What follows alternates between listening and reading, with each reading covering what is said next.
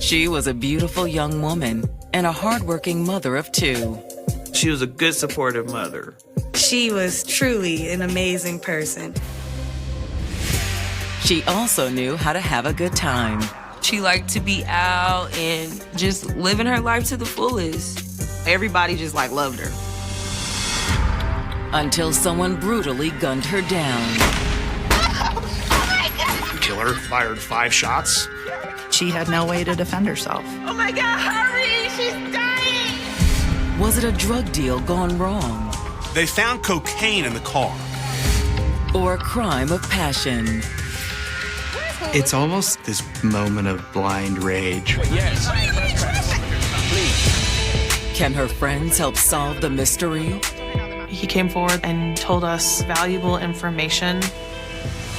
Or will they bury the truth? What she wanted to do was make our job harder. Blood is thicker than water.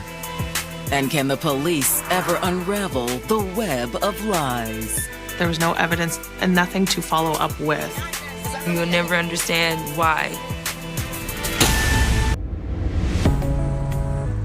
April 14th, 2018.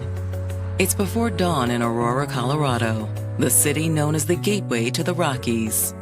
The first time approaching from the east, seeing the backdrop of the mountains, it's spectacular. And Aurora has more to offer than the great outdoors. It's very close to Denver, about 15 to 20 minutes away. You can easily access bars and nightclubs. Always good places to eat, good friends, good vibes. But around 4 o'clock that morning, the vibes are anything but good. Hello, yes, I need help. The caller said her name was Latasha Grimes Kelly. She said she was on the scene of a shooting and she needed an ambulance right away. Okay, oh my God, hurry, she's dying! Police and paramedics race to the location of the shooting, a complex of townhomes on the south side of Aurora. Kiara! Miss Grimes Kelly then takes Miss Livingston's lifeless body out of the car to give it CPR. This attempt at CPR was being made as emergency responders showed up. Oh my God, hurry up, please! When the paramedics take over, they realize it's going to take more than CPR to save this young woman's life. She had been shot multiple times. They knew they needed to get her into an operating room right away if she was going to live. What's your friend's name? It's Kiara Livingston.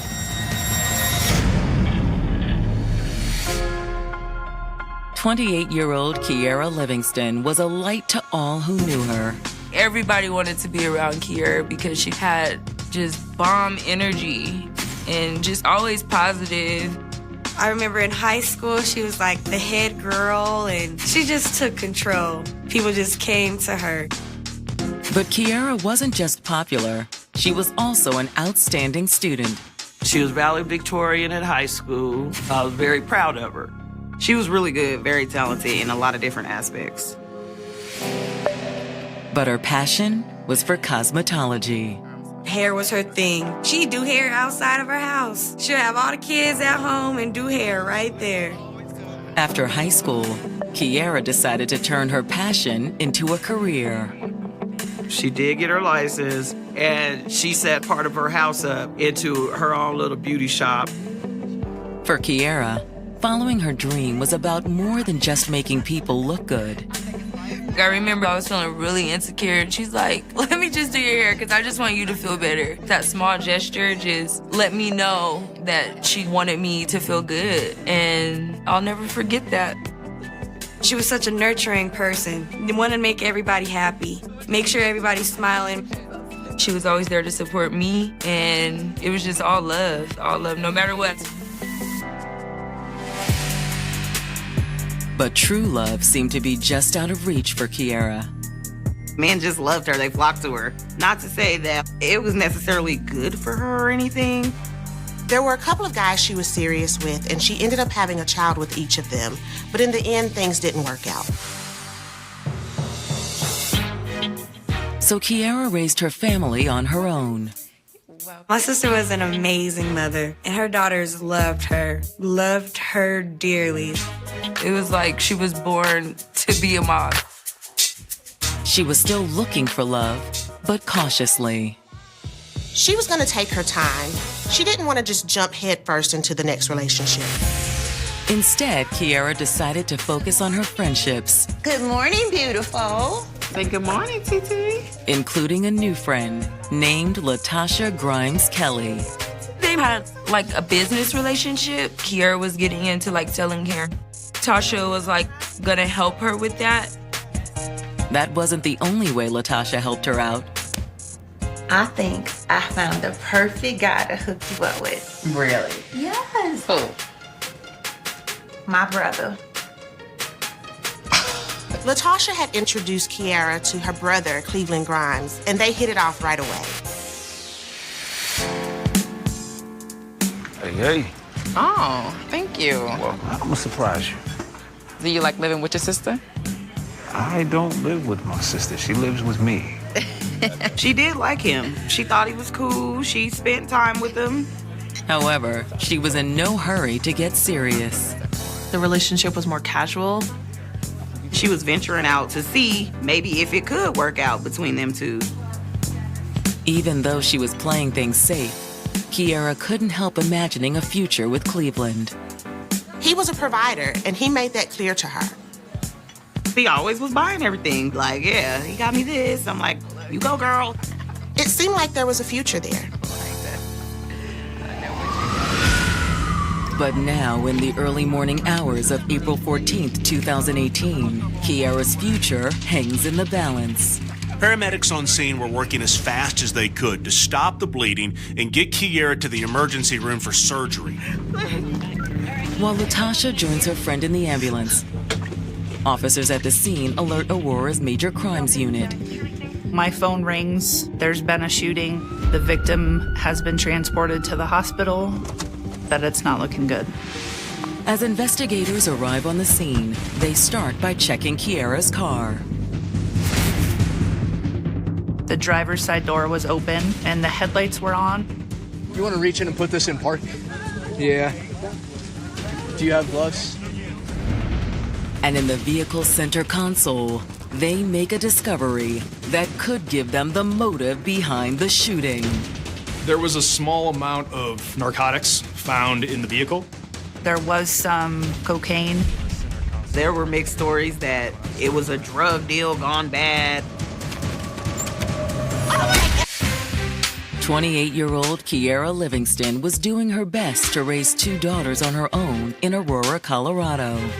Her first and foremost was making sure her kids was okay. Fed, clothed, didn't miss a beat with that. She also had a new man in her life. Kiara had started seeing 36-year-old Cleveland Grimes, but they were keeping it pretty casual.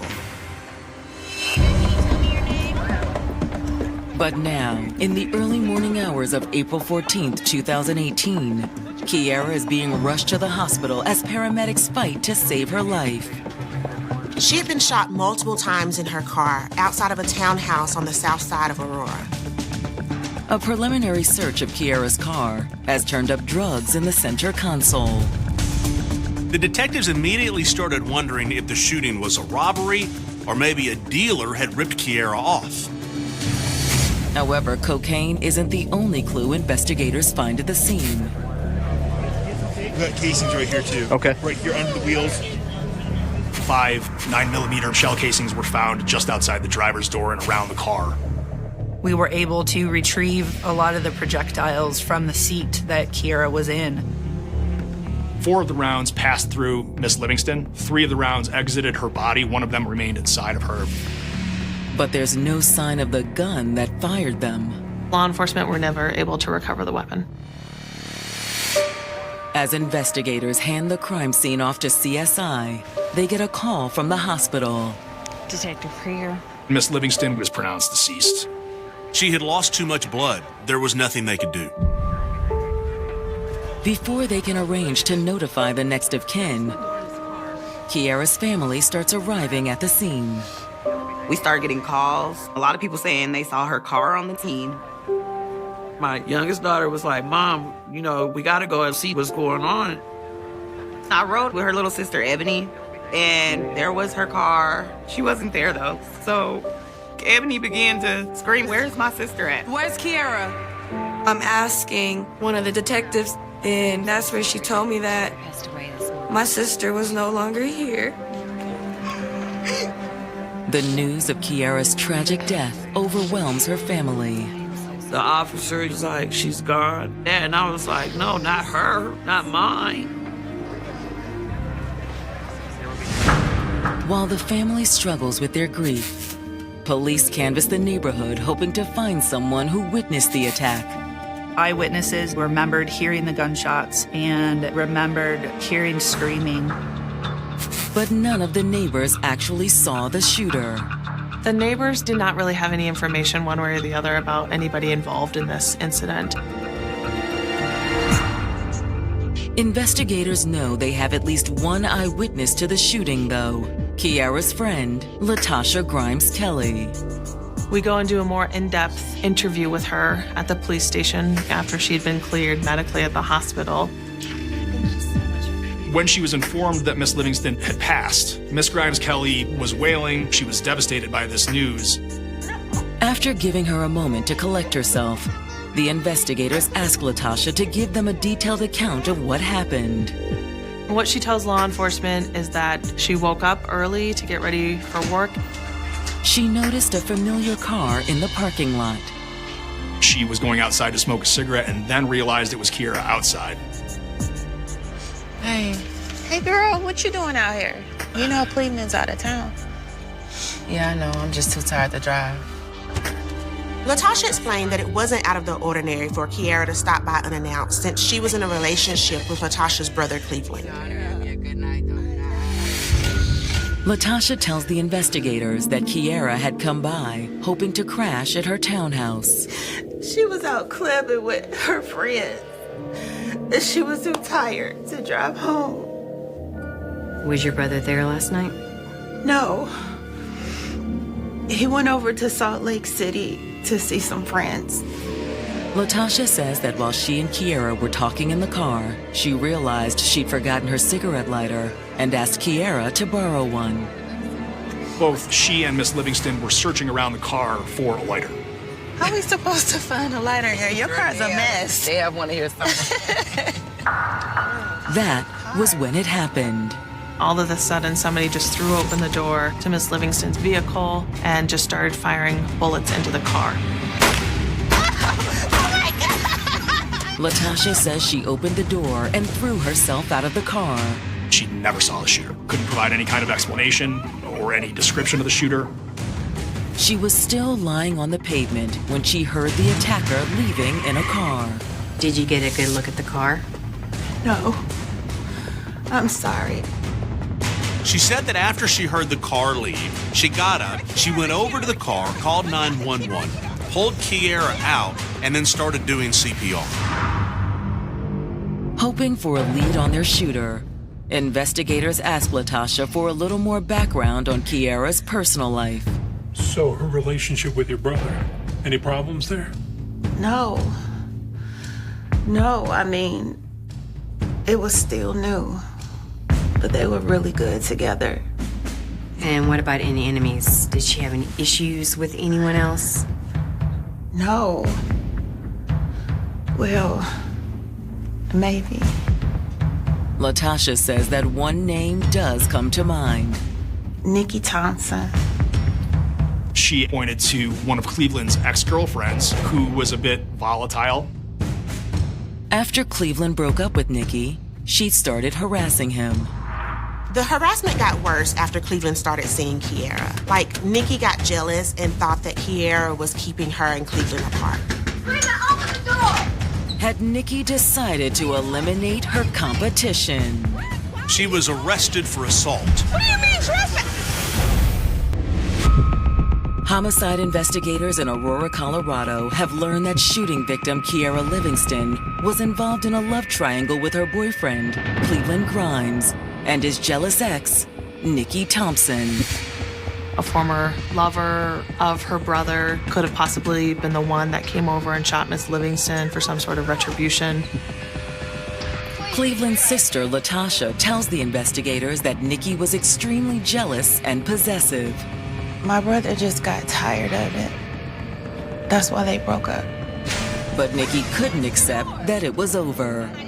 Just weeks earlier, she had shown up at Cleveland's townhouse and had gotten violent with both him and Latasha. And when that wasn't enough, they called the police. Trespassing? Yes. What do you mean trespassing? Was she arrested? Yeah, but we didn't press charges or anything. Is it possible Nikki came back to Cleveland's house the morning of the murder and found Kiera outside? According to Latasha, Nikki was still desperate to be in a relationship with her brother. Jealousy can make you do some pretty crazy things. To find out just how far Nikki's jealousy could have taken her, detectives bring her in for an interview. Detectives had that responsibility to see if there was any information that could help us with the investigation. They begin by asking Nikki to describe her relationship with Cleveland. It was intense. Intense. Yeah. She told them that the relationship was passionate, but that there was a lot of jealousy from both her and Cleveland. Curious if her jealousy could have boiled over into blind rage, investigators bring up her previous arrest at Cleveland's home. That's what I mean. That's just the kind of stuff we did. Just a lot of drama. Nikki downplays the seriousness of the incident, so investigators decide to cut right to the chase. Look, what is this about? Is he in some kind of trouble or something? Kiera Livingston was shot and killed in front of Cleveland's townhome this morning. Oh my God. To investigators, her surprise seems genuine. Nikki was shocked, but after that shock wore off, she also seemed a little excited to hear that Cleveland was back on the market. Is he okay? He wasn't there when it happened. Oh, thank God. I should call him. She doesn't express any sorrow over Kiera's death either. So where were you this morning? At 4 a.m. Wait, you think I did this? I wasn't even anywhere near Cleveland's this morning. You can ask my roommate. There were indications that she was not telling the truth. So detectives chose to focus their attention more on what we knew at that time. Forced to let their only tangible suspect go for now, investigators turned to the autopsy report. The coroner's report says that basically Kiera probably died pretty instantaneously. Miss Livingston was shot 4 times. The shots penetrated her heart and her lung. But there's also a new piece of evidence. One that reinforces what police found at the scene. The toxicology showed that Kiera had narcotics in her system. But she wasn't using the cocaine police had found in her car. Kiera was positive for methamphetamine. Had their first impression at the crime scene been correct all along? Was Kiera killed in a drug deal gone wrong?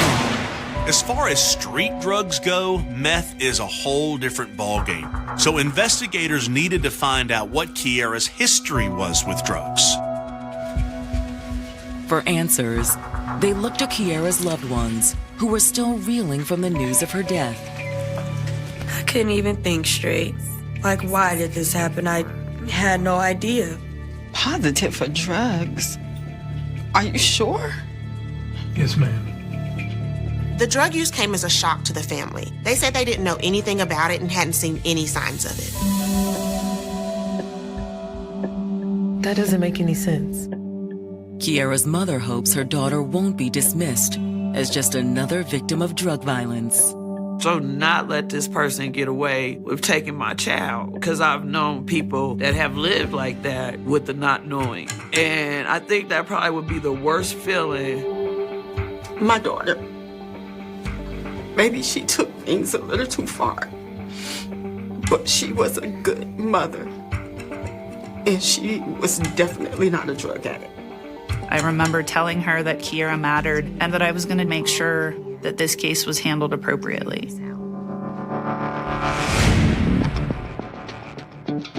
Detectives have more luck when they speak to one of Kiara's friends. Kiara had confided things with her friends that she didn't necessarily share with her family. And they told police that Kiara would use recreational drugs on occasion, mostly when she went out clubbing. She wasn't addicted or anything. It's just something she'd do from time to time when we went out to the clubs. But what she reveals next is even more shocking. Kiara, she sold a little on the side. Detectives investigating the murder of Kiara Livingston have learned that the single mother of two sometimes made extra money by selling drugs. There was some indication during one of the interviews that she would, from time to time, sell small amounts of narcotics. Does that explain why she died in a hail of bullets? That's kind of where the idea of a possible drug deal gone wrong originated. But Kiara's friend tells investigators that she never felt she was in danger. There was nothing that would indicate that there were people that were out to get her. Her friend also tells the police that on the night she died, Kiara seemed happy and carefree. Kiara was out at a club that night with her friends. We went first to the bar here in Denver. We sat there, and you know, the most finest, handsomest dude in the club, of course, wanted Kiara. How you guys doing? Good. Julian? After flirting with the man at the bar, Kiara and her friend went to another club. Kiara and her friends ended up going to a few more bars throughout the night. It was just like an awesome time. We had so much fun. The fun lasted until long after midnight.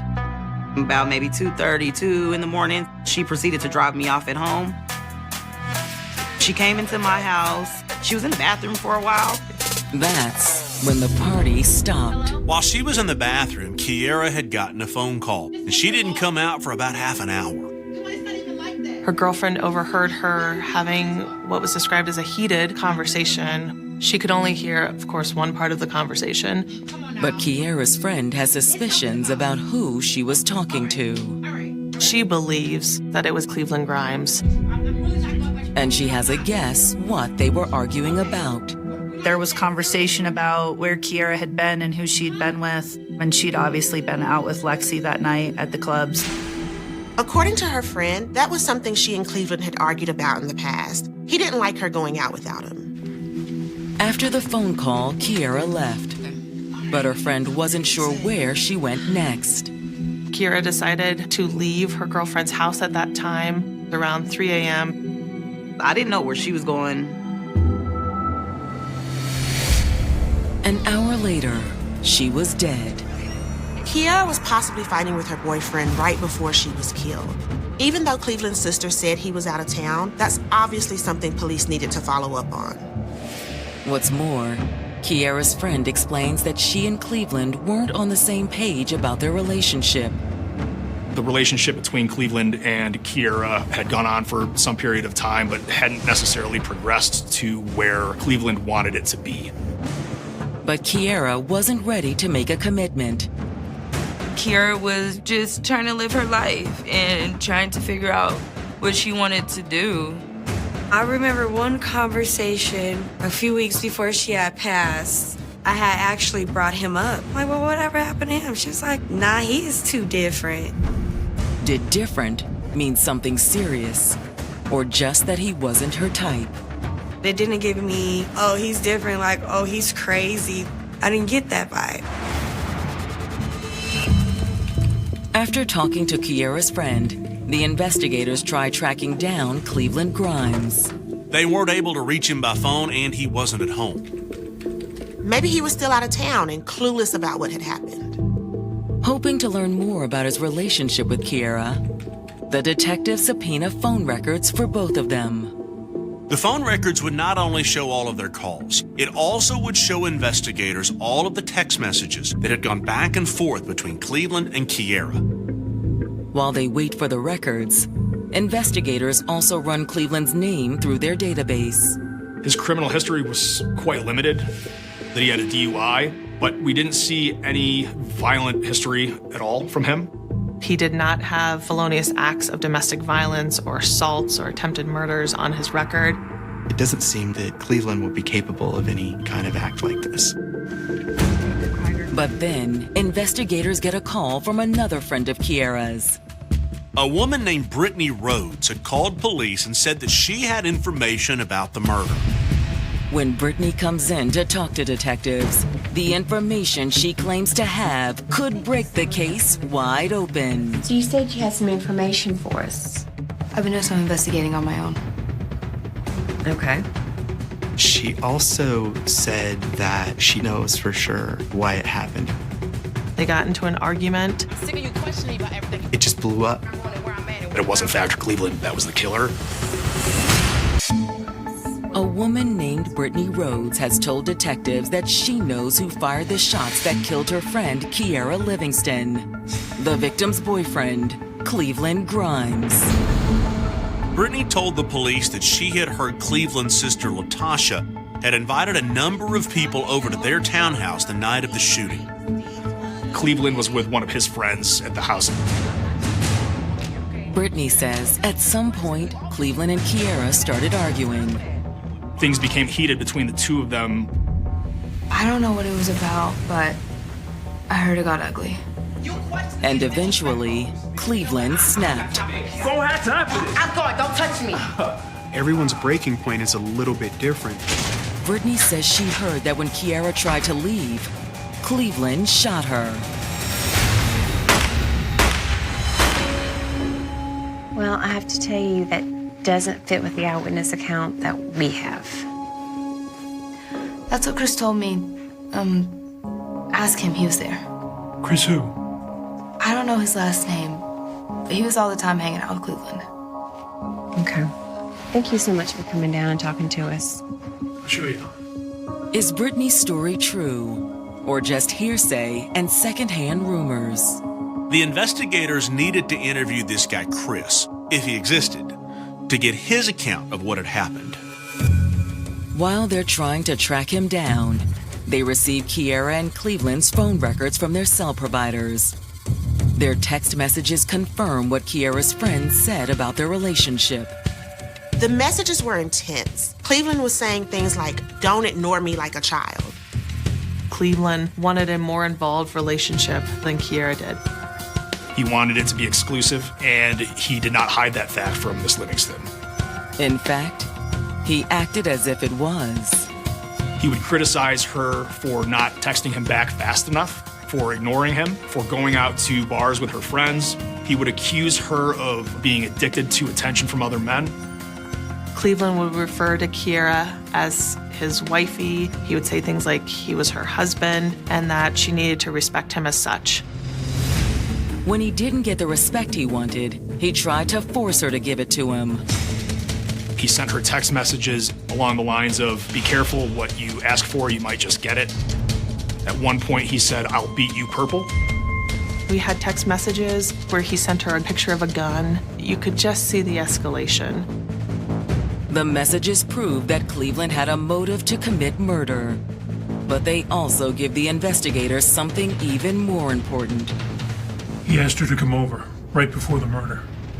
So he was there that night. The location data showed that Cleveland was never in Salt Lake City, like Latasha had claimed.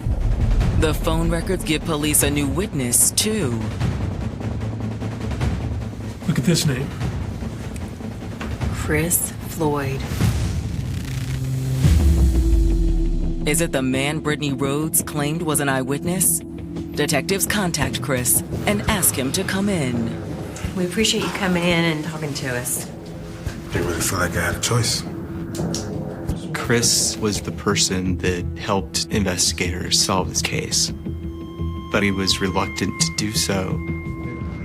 His version of the events contradicted the version provided by Miss Grimes Kelly.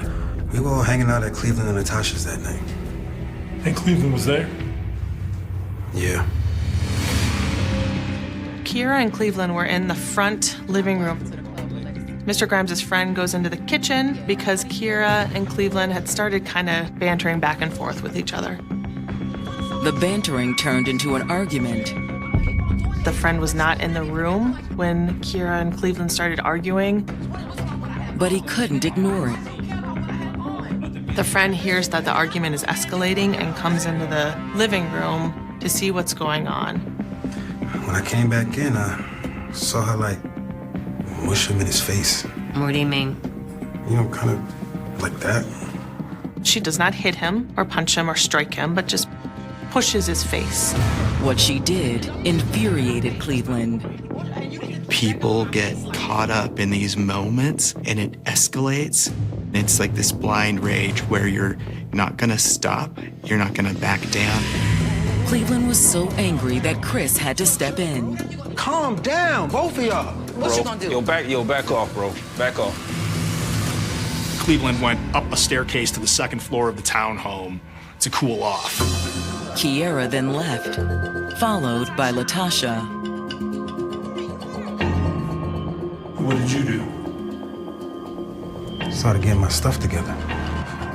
Cleveland's friend started packing his belongings because he was gonna get out of there. But before Chris could leave, he saw Cleveland again. Cleveland reappeared, walking back down the staircase with a gun in hand. Did he say why he had a gun? Nah. He just walked out. He saw Cleveland leave the house with the gun. This incident ramped up from like 0 to 100. Chris came out in the front yard after hearing the gunshots. The gun was still in Cleveland's hand. Chris Floyd has told detectives investigating the murder of Kiera Livingston that he all but witnessed his friend, Cleveland Grimes, gun her down in cold blood. Cleveland Grimes gets a gun, comes down the front stairs, out the door. Cleveland's friend heard the shots when he went outside moments after the shooting. The gun was still in Cleveland's hand. Did he say anything about what had happened? He didn't say he shot her, but I know he did. It was clear from what Cleveland did next. Cleveland raised the gun to his own head. Cleveland! Chill out, man. Bro, put the gun down, please, man. Don't do this, man. Please don't do this. Cleveland, give me the gun, bro. After a tense standoff, Chris convinced Cleveland to hand over the gun. His friend takes the gun and tells Cleveland to handle what has happened. You gotta take care of this. I got the gun for you. Take care of this, man.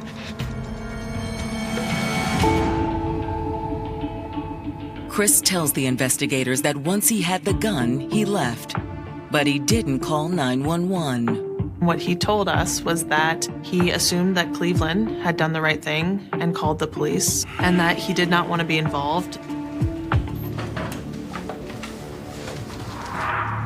Thanks to his cooperation, detectives are now able to file an arrest warrant for Cleveland Grimes. And on April 19th, 5 days after Kiera was murdered, they arrest him without incident. He did not seem remorseful. He certainly wasn't crying or upset. Do you wish to talk to us now about this incident, sir? No. He lawyered up and that was it.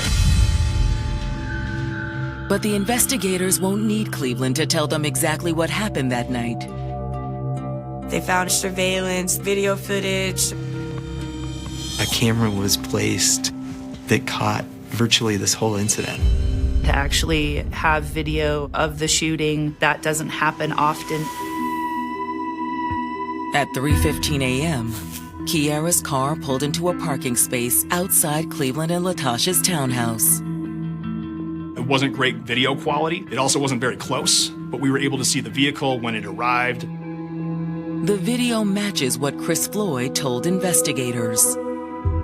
They could see Kiera go in the townhouse for about half an hour. Then she came back out and got in the car, followed by Latasha. Kiera.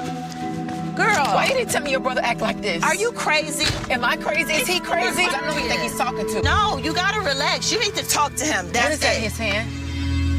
We believe that she saw Cleveland Grimes coming down that sidewalk and approaching her car with that gun in his hand.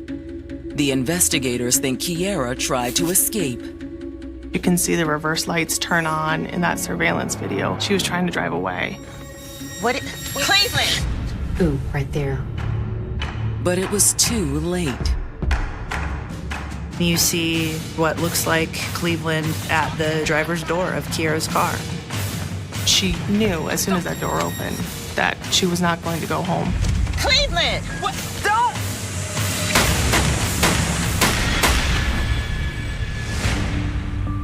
Look.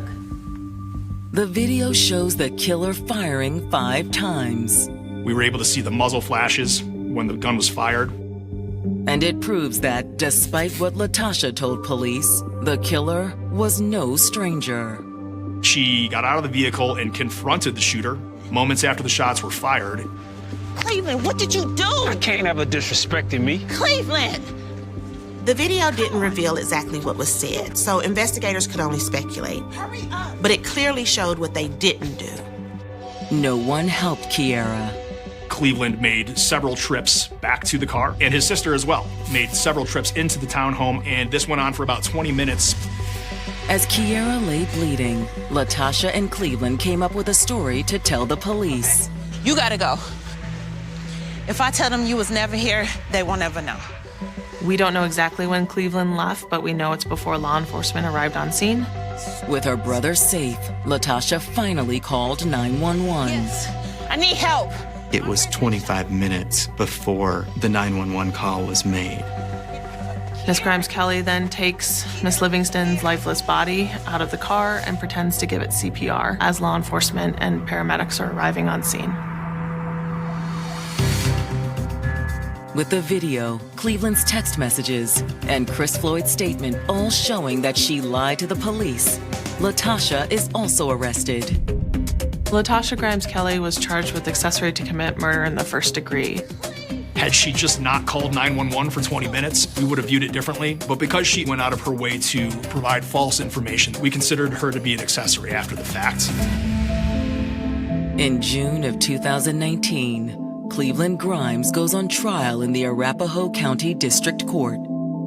It was clear to us that this was something that was intentional and that occurred after deliberation. We had proof beyond a reasonable doubt that Cleveland did it. We have surveillance from the hamburger stand, so we do know exactly when Kiera leaves the front door of that townhome and gets into her car. We do know from Mr. Grimes' friend, this was enough time for Cleveland to decide that he's going to use that gun. The defense tries to argue that Cleveland couldn't control his actions, but prosecutors push back. Based on the amount of time that passed, Cleveland walking up those stairs to retrieve the weapon, reaffirming that decision to kill her over and over again. It was clear to us that this is not something that happened in a fit of rage. There was no indication that Cleveland Grimes had a mental defect that would render him insane at the time he chose to kill Kiera Livingston. The jury has no trouble reaching a decision. Cleveland Grimes was found guilty of murder in the first degree after deliberation. He was sentenced to prison for the rest of his life. The verdict comes as a literal sigh of relief to Kiera's mother. I didn't realize I wasn't breathing until after they said guilty. And to know that he was going to pay for his crime, that helped. It helped a lot. It was a relief that justice is definitely going to get served for my sister. After a separate trial, Latasha is also found guilty. She was convicted of accessory to first-degree murder. She received 2 years in the Department of Corrections. My feelings for her is just, how dare you? I just feel like this is horrible not to come forward and tell the truth. Now you're getting what you deserve. For Kiera's family and friends, the knowledge that justice has been done can't ease the pain of what they've lost. That hurt will never go away. I'll never be the same. The humidity in 1978 Florida didn't just hang in the air. It weighed you down like a wet wool blanket, a thick, suffocating presence that muffled the sounds of the suburban dream. In the manicured neighborhoods of Pinellas County, the world felt safe, a sun-drenched sanctuary of screen doors, station wagons, and the rhythmic clicking of lawn sprinklers. But on a Tuesday afternoon that would eventually stretch into a 46-year nightmare, that safety didn't just crack, and was obliterated. Linda, a 24-year-old with a smile that could cut through the densest fog, went into her kitchen to make a glass of iced tea. She never walked out. The house remained perfectly still, the ceiling fans spinning lazily, a silent witness to a vanishing act that defied logic. There was no struggle, no scream, just an empty glass on the counter and a front door left slightly ajar, inviting the sweltering heat and a terrifying uncertainty into a home that would never know peace again. By nightfall, the neighborhood was crawling with flashlights, the beams cutting through the palmetto bushes like frantic eyes, searching for a girl who had seemingly evaporated into the salt-stained breeze. The initial investigation was a chaotic blur of grit and frustration, a symphony of sirens against the backdrop of a community paralyzed by fear. Detectives in polyester suits paced the perimeter, their shoes crunching on the gravel, looking for anything, a footprint, a stray hair, a sign of forced entry. But the killer had been a ghost. He had moved through the shadows with a practiced, predatory silence, leaving behind a void that the 1970s forensic kits were woefully unprepared to fill. The only thing they found, nestled near the base of the driveway, was a small, discarded wad of chewing gum. It was pink, dried out by the sun, looking like nothing more than common litter in a world before DNA was a household word. They bagged it, labeled it, and tossed it into an evidence locker, a tiny, insignificant piece of trash that would sit in the dark for decades while the trail went cold and the grief of a family calcified into a permanent, aching weight. Years turned into decades, and the Florida sun continued to bleach the memories of those who lived through the initial shock. The case file grew yellow and brittle, a thick tome of dead ends and persons of interest who had long since moved away or passed on. The neighborhood changed. The station wagons were replaced by SUVs, and the children who played in the streets when Linda vanished were now grandparents themselves, still looking over their shoulders when the sun began to dip below the horizon. The Florida 1978 cold case became a local legend, a ghost story whispered in bars and whispered at dinner tables, a reminder that evil could walk right up your driveway and vanish without a trace. Every few years, a new detective would crack the file, hopeful and energized, only to be beaten back by the sheer lack of physical evidence. The gum remained in its plastic bag, a molecular time capsule of a killer's DNA, waiting for the world to catch up to its secrets. The breakthrough didn't come with a dramatic confession or a sudden witness. It came in the sterile, fluorescent glow of a modern forensic laboratory in 2025.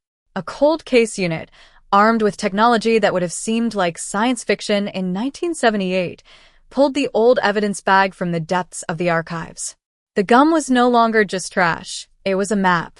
Using advanced genetic genealogy, the same technology people use to find long-lost cousins, scientists extracted a degraded, but usable profile from the discarded resin.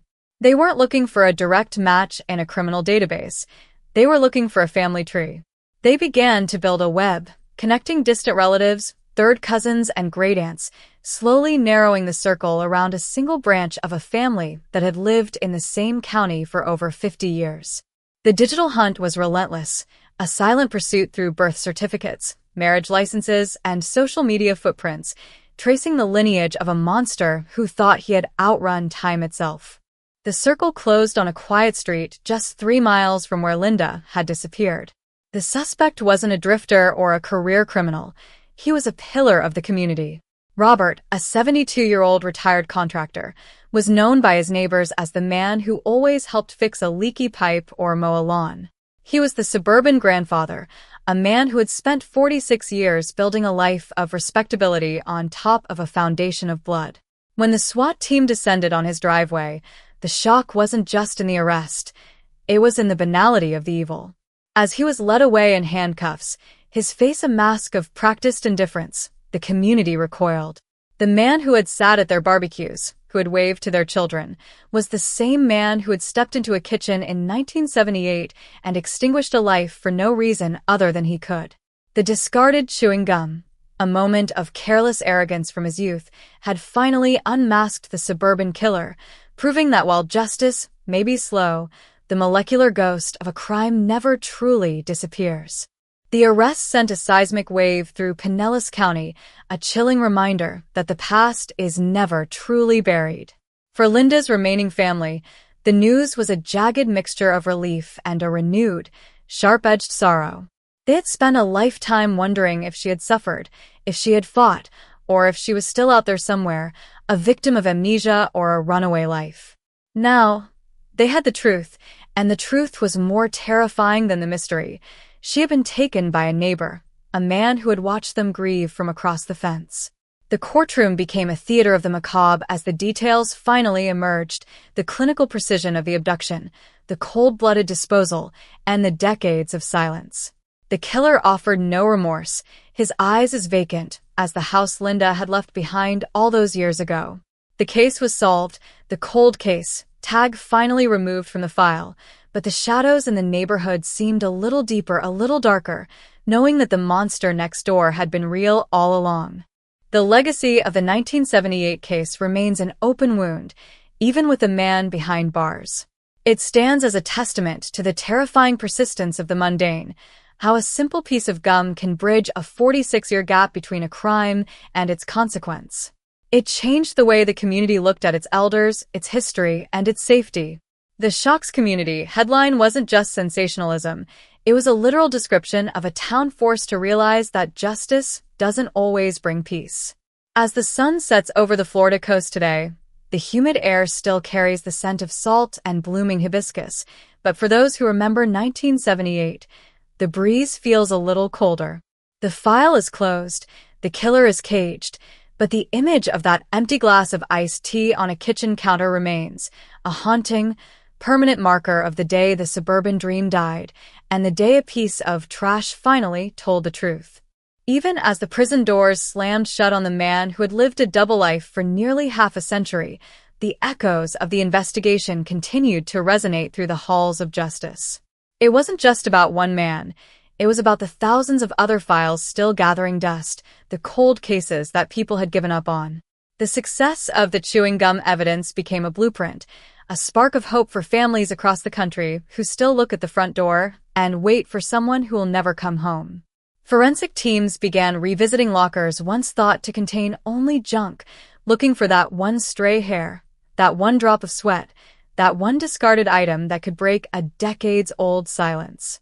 The suburban killer of 1978 had inadvertently started a revolution, not through his cruelty, but through his carelessness, proving that in the age of the genome, no secret is safe forever. The trial was a grim procession of ghosts. Witness after witness took the stand, gray-haired and trembling, recalling a day that felt like yesterday and a lifetime ago all at once. They spoke of the Linda they knew, the vibrant, ambitious woman who loved the beach and had plans for a future that was stolen in a heartbeat. The defense tried to argue that the DNA was contaminated, that the gum was a plant, that the science was flawed, but the genetic map was undeniable. It was a mathematical certainty of guilt.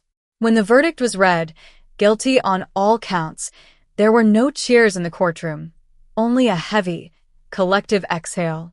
The suburban killer, now a frail old man, didn't flinch. He had lived his life. He had seen the world change.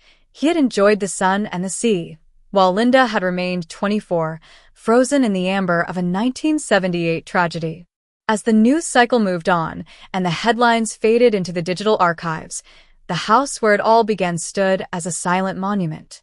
New families moved in, unaware of the history etched into the floorboards, but the older residents still walk a little faster when they pass by. They think of the gum. They think of the decades of deception. They think of how easily a monster can hide behind a friendly hello and a well-kept lawn. The resolution of the Florida 1978 cold case didn't just solve a murder.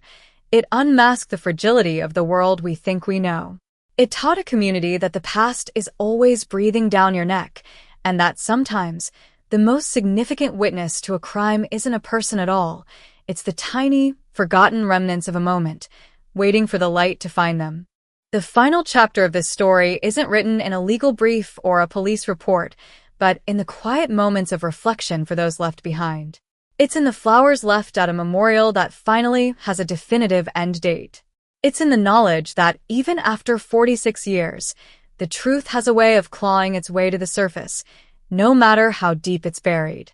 The suburban killer of Pinellas County thought he was the protagonist of a perfect crime, a master of the shadow, but in the end, he was undone by the most human of things, a moment of idle habit, a piece of gum, and the relentless, unyielding march of time. The mystery is gone, the cold case is solved, but the haunting image of 1978 remains, a chilling reminder that in the humid Florida heat, some things never truly evaporate. The closure brought by the conviction was like a sharp, cold rain after a long drought. It cleared the air, but left the ground scarred. The detectives who had spent their entire careers haunted by Linda's face finally found a measure of sleep, yet they knew that the victory was bittersweet. A life had been stolen, and no amount of prison time could restore the decades of laughter, milestones, and memories that should have been. The suburban killer had not just ended a life. He had fractured a timeline, creating a ripple effect of trauma that touched everyone from the first responding officer to the technician who finally found the DNA match. As the case transitioned from the active files to the history books, it served as a grim warning. The monsters aren't always under the bed.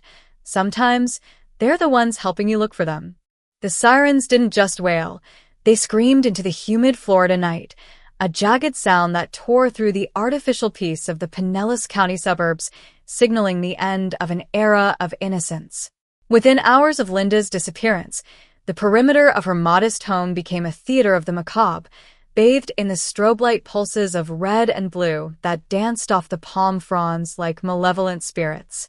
This was the beginning of the cold case that would freeze a community's heart for nearly half a century, but in those first frantic hours, the trail was supposed to be hot, a feverish race against a clock that was already ticking toward tragedy. Detectives arrived with sleeves rolled up and brow sweat stinging their eyes, stepping over the threshold into a domestic scene that felt frozen in time.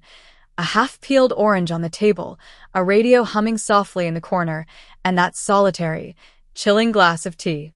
There was no blood, no sign of a struggle, and yet the air in the room felt heavy, charged with the residual electricity of a violent encounter that had left no physical mark.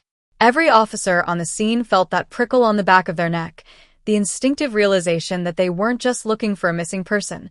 They were standing in a vacuum left by a predator who had operated with a terrifying, surgical silence. By dawn, the search had expanded into a military-grade operation, a desperate sweep of the surrounding marshes and drainage ditches that crisscrossed the landscape like open wounds. Hundreds of volunteers, their faces etched with a mixture of civic duty and private terror, waded through the tall sawgrass, their long wooden poles poking into the dark, brackish water of the bayou. They were looking for a body, though no one wanted to say it out loud. The local news crews were already there, their bulky cameras perched on shoulders, capturing the raw, unvarnished collapse of a family in real time. The mysterious disappearance was the lead story on every channel, a sensational hook that brought the reality of suburban danger into every living room. This wasn't a crime from the city. This was a nightmare in the driveway, a ghost story that had stepped out of the shadows and taken a daughter, a sister, a friend. The community shock was palpable, a physical weight that made people lock their doors during the day and eye their neighbors with a new, corrosive suspicion. Who had been watching? Who had timed the moments between the kitchen and the car? The questions began to circulate like vultures, circling over a neighborhood that would never again feel like home. Lead Detective Miller, a man whose face was a roadmap of previous failures and minor victories, stood by his squad car, nursing a lukewarm coffee and staring at the gum found near the driveway. At the time, it was a nuisance, a piece of litter that his mind struggled to categorize. He looked at the pink, sticky wad and saw a dead end, a discard from a passerby or a neighborhood kid. He couldn't have known that this tiny, insignificant object held the molecular blueprint of a killer, a biological confession waiting for a technology that wouldn't exist for decades. Instead, he focused on the person of interest list, a catalog of names that grew longer and more nonsensical with every passing hour. There was the disgruntled ex-boyfriend, a man with a temper and a shaky alibi who was hauled into the station and grilled under the buzzing fluorescent lights until his spirit broke, yet he had no answers to give. There was the drifter seen at the local gas station, a bearded man with crazy eyes who became the target of a county-wide manhunt, only to be found miles away, innocent of everything but poverty. The investigation was a machine grinding its gears, producing heat but no motion, while the shadow of the true predator remained perfectly camouflaged in plain sight. As the days bled into weeks, the tension in the neighborhood reached a breaking point, a fever pitch of paranoia that turned every flickering street lamp into a potential threat. People began to report bizarre clues that led nowhere. A scrap of fabric caught on a fence, a strange car idling at the end of a cul-de-sac, a muffled cry heard in the middle of the night that turned out to be a stray cat. Each lead was followed with a desperate, clawing energy, but each one evaporated like the morning mist over the Gulf. The police files began to bulge with useless information, a mountain of paper that documented the collective hysteria of a town looking for a monster. And all the while, Robert, the neighbor, was there. He was the one bringing coffee to the search parties, the one offering a comforting hand to Linda's father, the one who stood on his own porch and watched the detectives work with a look of concerned empathy. He was the perfect neighbor, the suburban hero, who was secretly the architect of the void. His presence was so constant, so unremarkable, that he became invisible to the very men trained to find him. He was the white noise in the background of a tragedy, a man who had mastered the art of being hiding in the light. The psychological toll on the investigation team was immense, a slow erosion of morale as the realization set in that they were being outplayed by a ghost.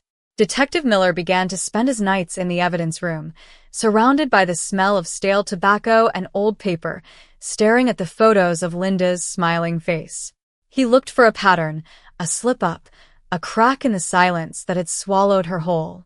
He interviewed the neighbors again and again, his questions becoming more pointed, more aggressive, as he tried to catch someone in a lie. He sat in his car outside Robert's house, not out of suspicion, but because Robert was one of the few people who didn't seem hysterical, a calm harbor in a sea of madness.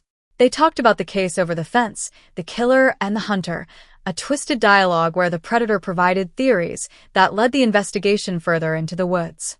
The audacity of the deception was breathtaking. The killer was essentially helping the police draw a map that led everywhere except to his own front door. It was a masterclass in sociopathic camouflage, a game of cat and mouse, where the mouse was leading the cat on a leash. By the 6-month mark, the sensationalism had begun to sour into a lingering, bitter grief. The Linda case was no longer the lead story. It had moved to the inner pages, a tragic footnote in a year filled with other horrors. The family's house became a mausoleum, the windows shuttered against a world that had failed them. Every time the phone rang, it was a jolt of electricity, a hope that was crushed the moment a voice on the other end asked for a donation or offered a wrong number.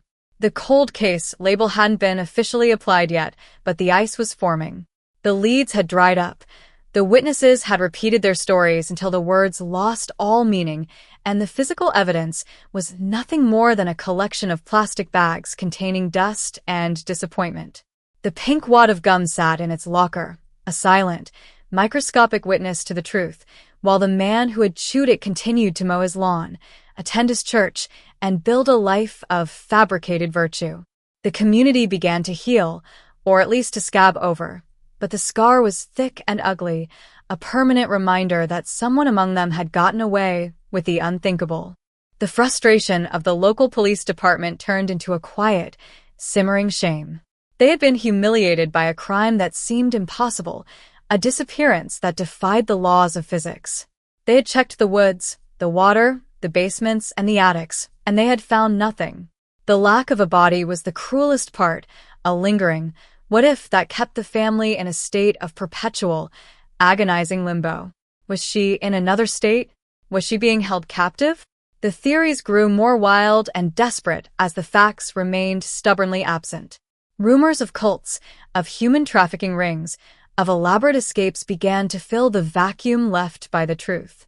The investigation had become a labyrinth with no exit, a series of turns that always led back to that empty kitchen and that single glass of tea. The suburban killer watched it all with a cold, detached satisfaction.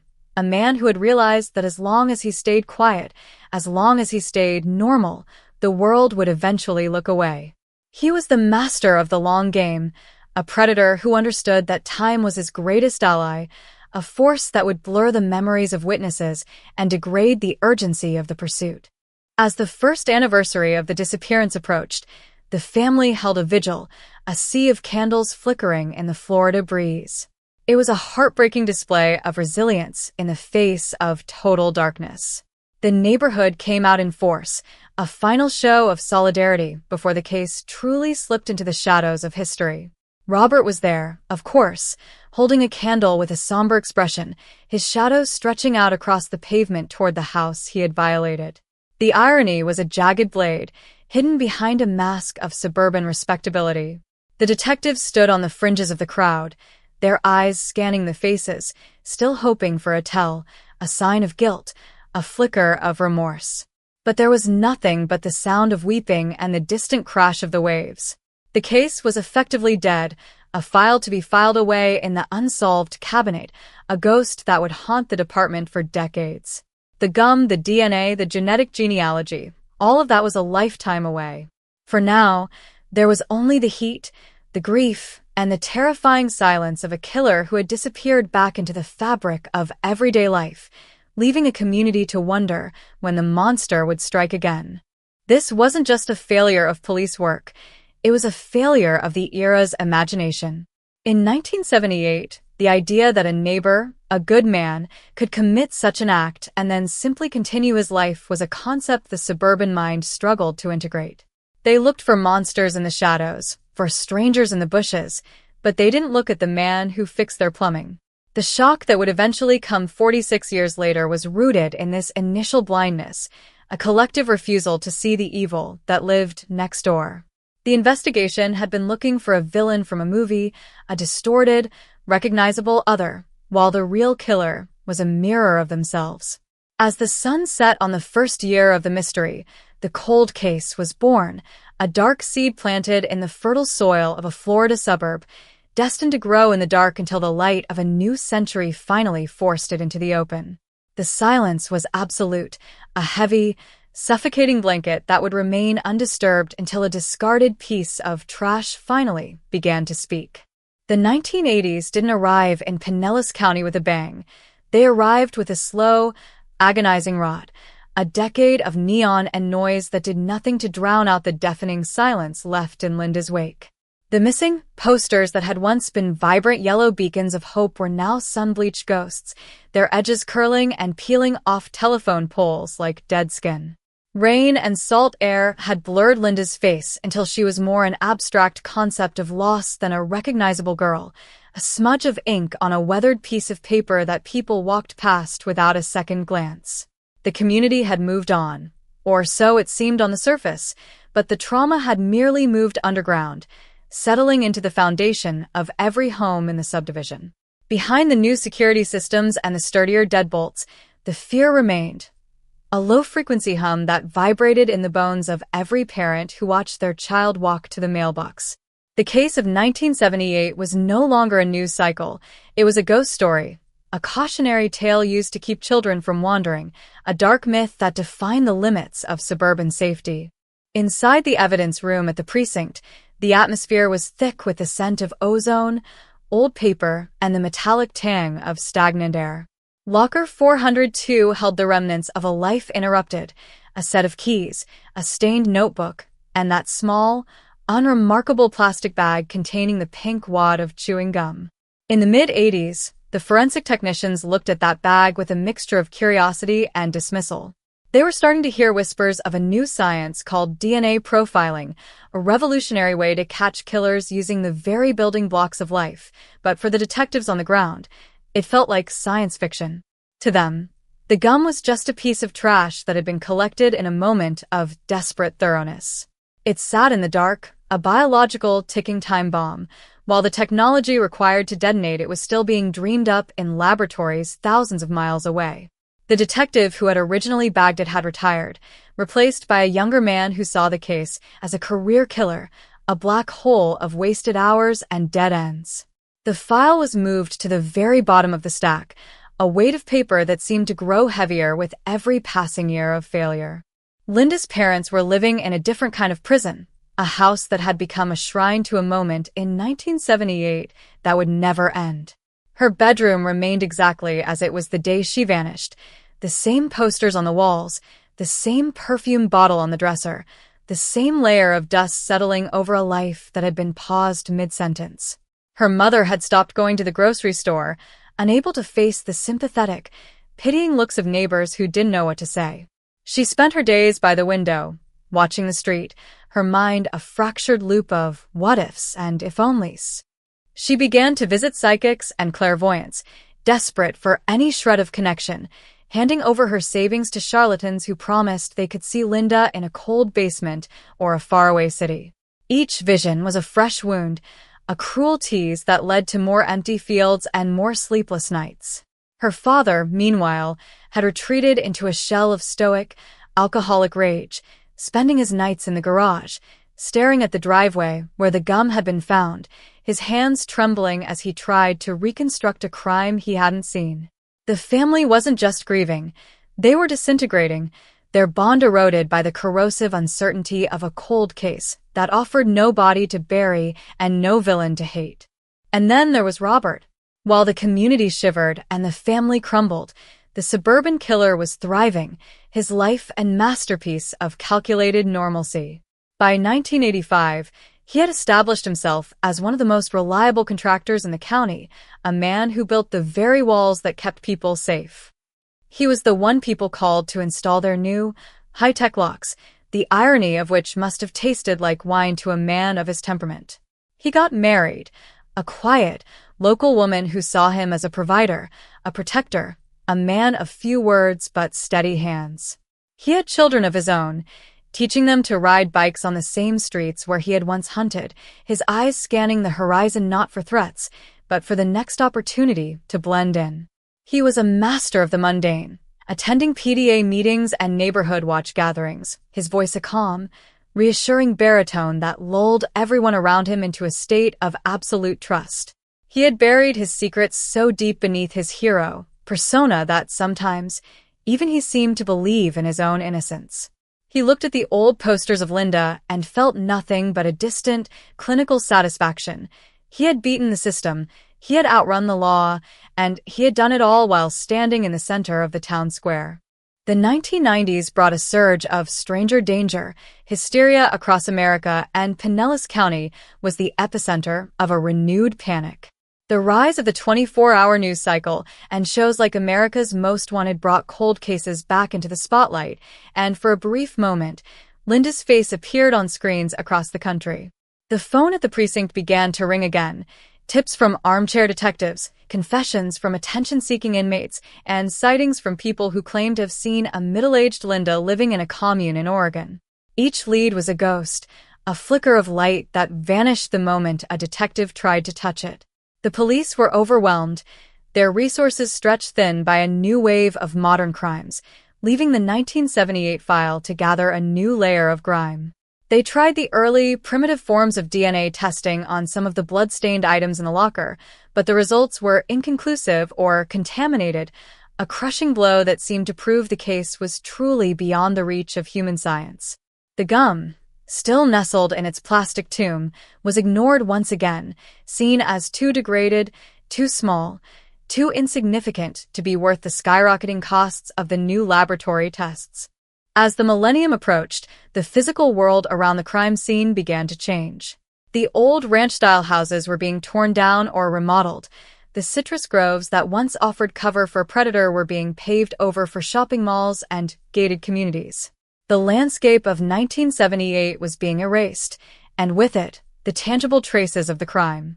But for Robert, the contractor, this was just another business opportunity.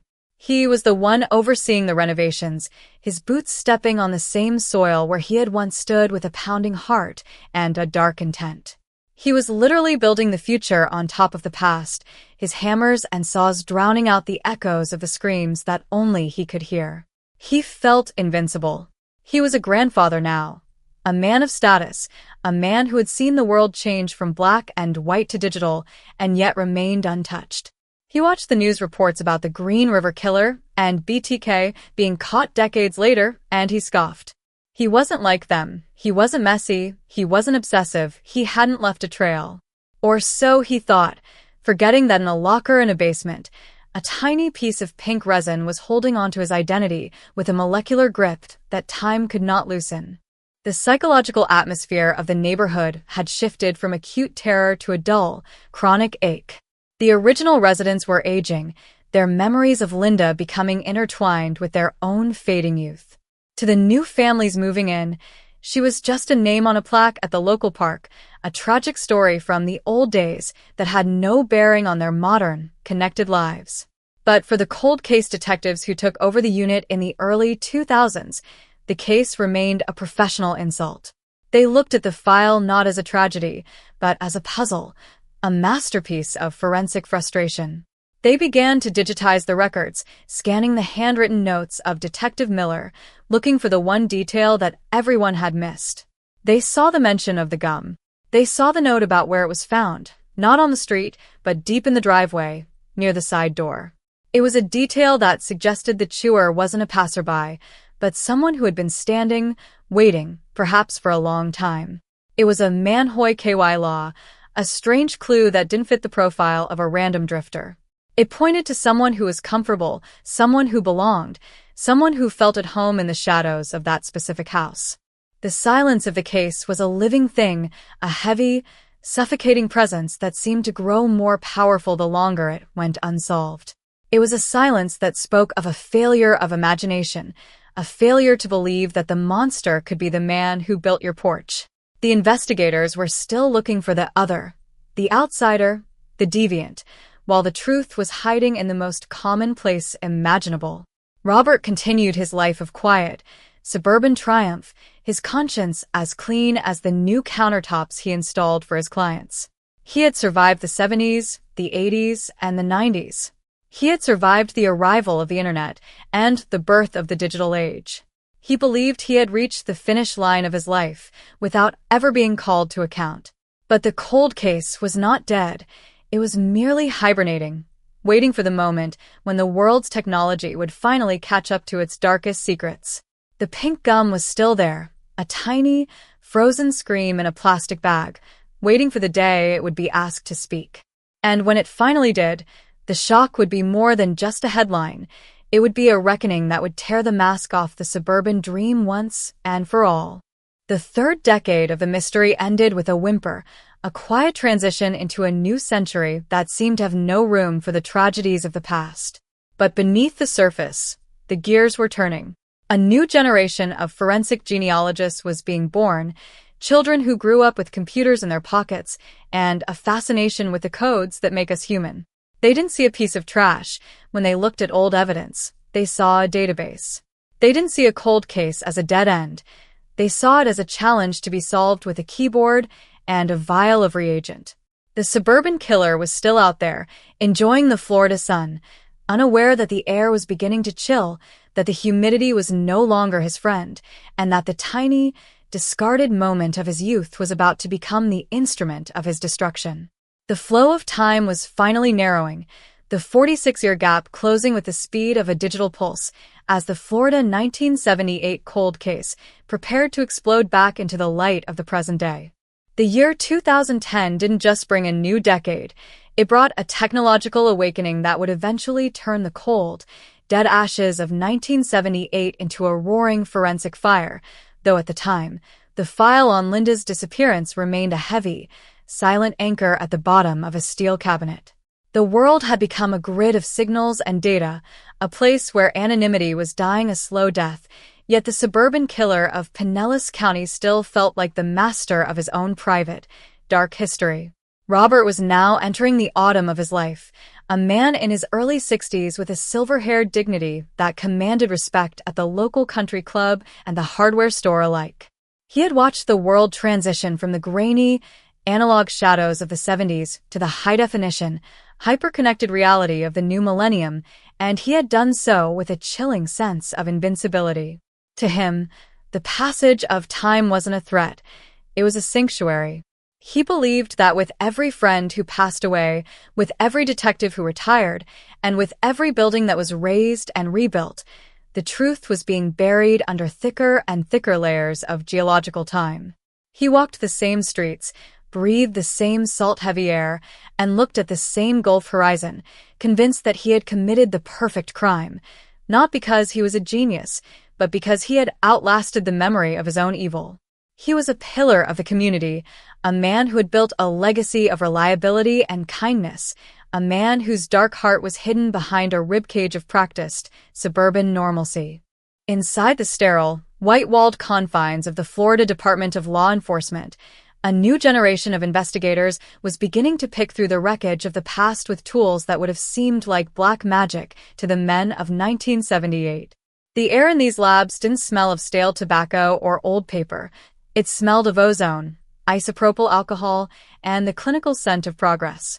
A young forensic technician named Elena, who wasn't even born when Linda's kitchen went silent, was tasked with auditing the unsolvable lockers. She moved with a methodical, almost rhythmic grace, her gloved hands navigating the plastic bins of history. When she reached the file marked 78 to 4421, she felt a strange, cold pull. She pulled out the plastic bag containing the chewing gum, holding it up to the fluorescent light. To a layman, it was a piece of fossilized trash, a shriveled, grayish-pink pebble that looked like it belonged in a gutter. But Elena saw it through the lens of a molecular hunter.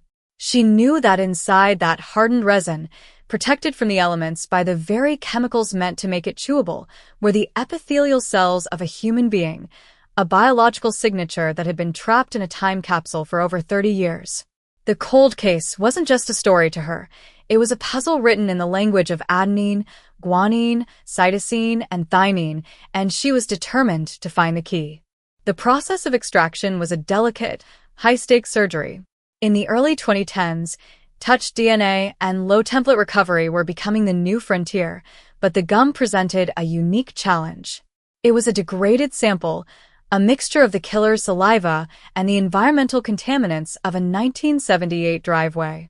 Elena worked in a clean room, her breathing rhythmic behind a surgical mask, as she used a microscalpel to shave away the outer layers of the gum, searching for the sweet spot where the DNA might still be viable.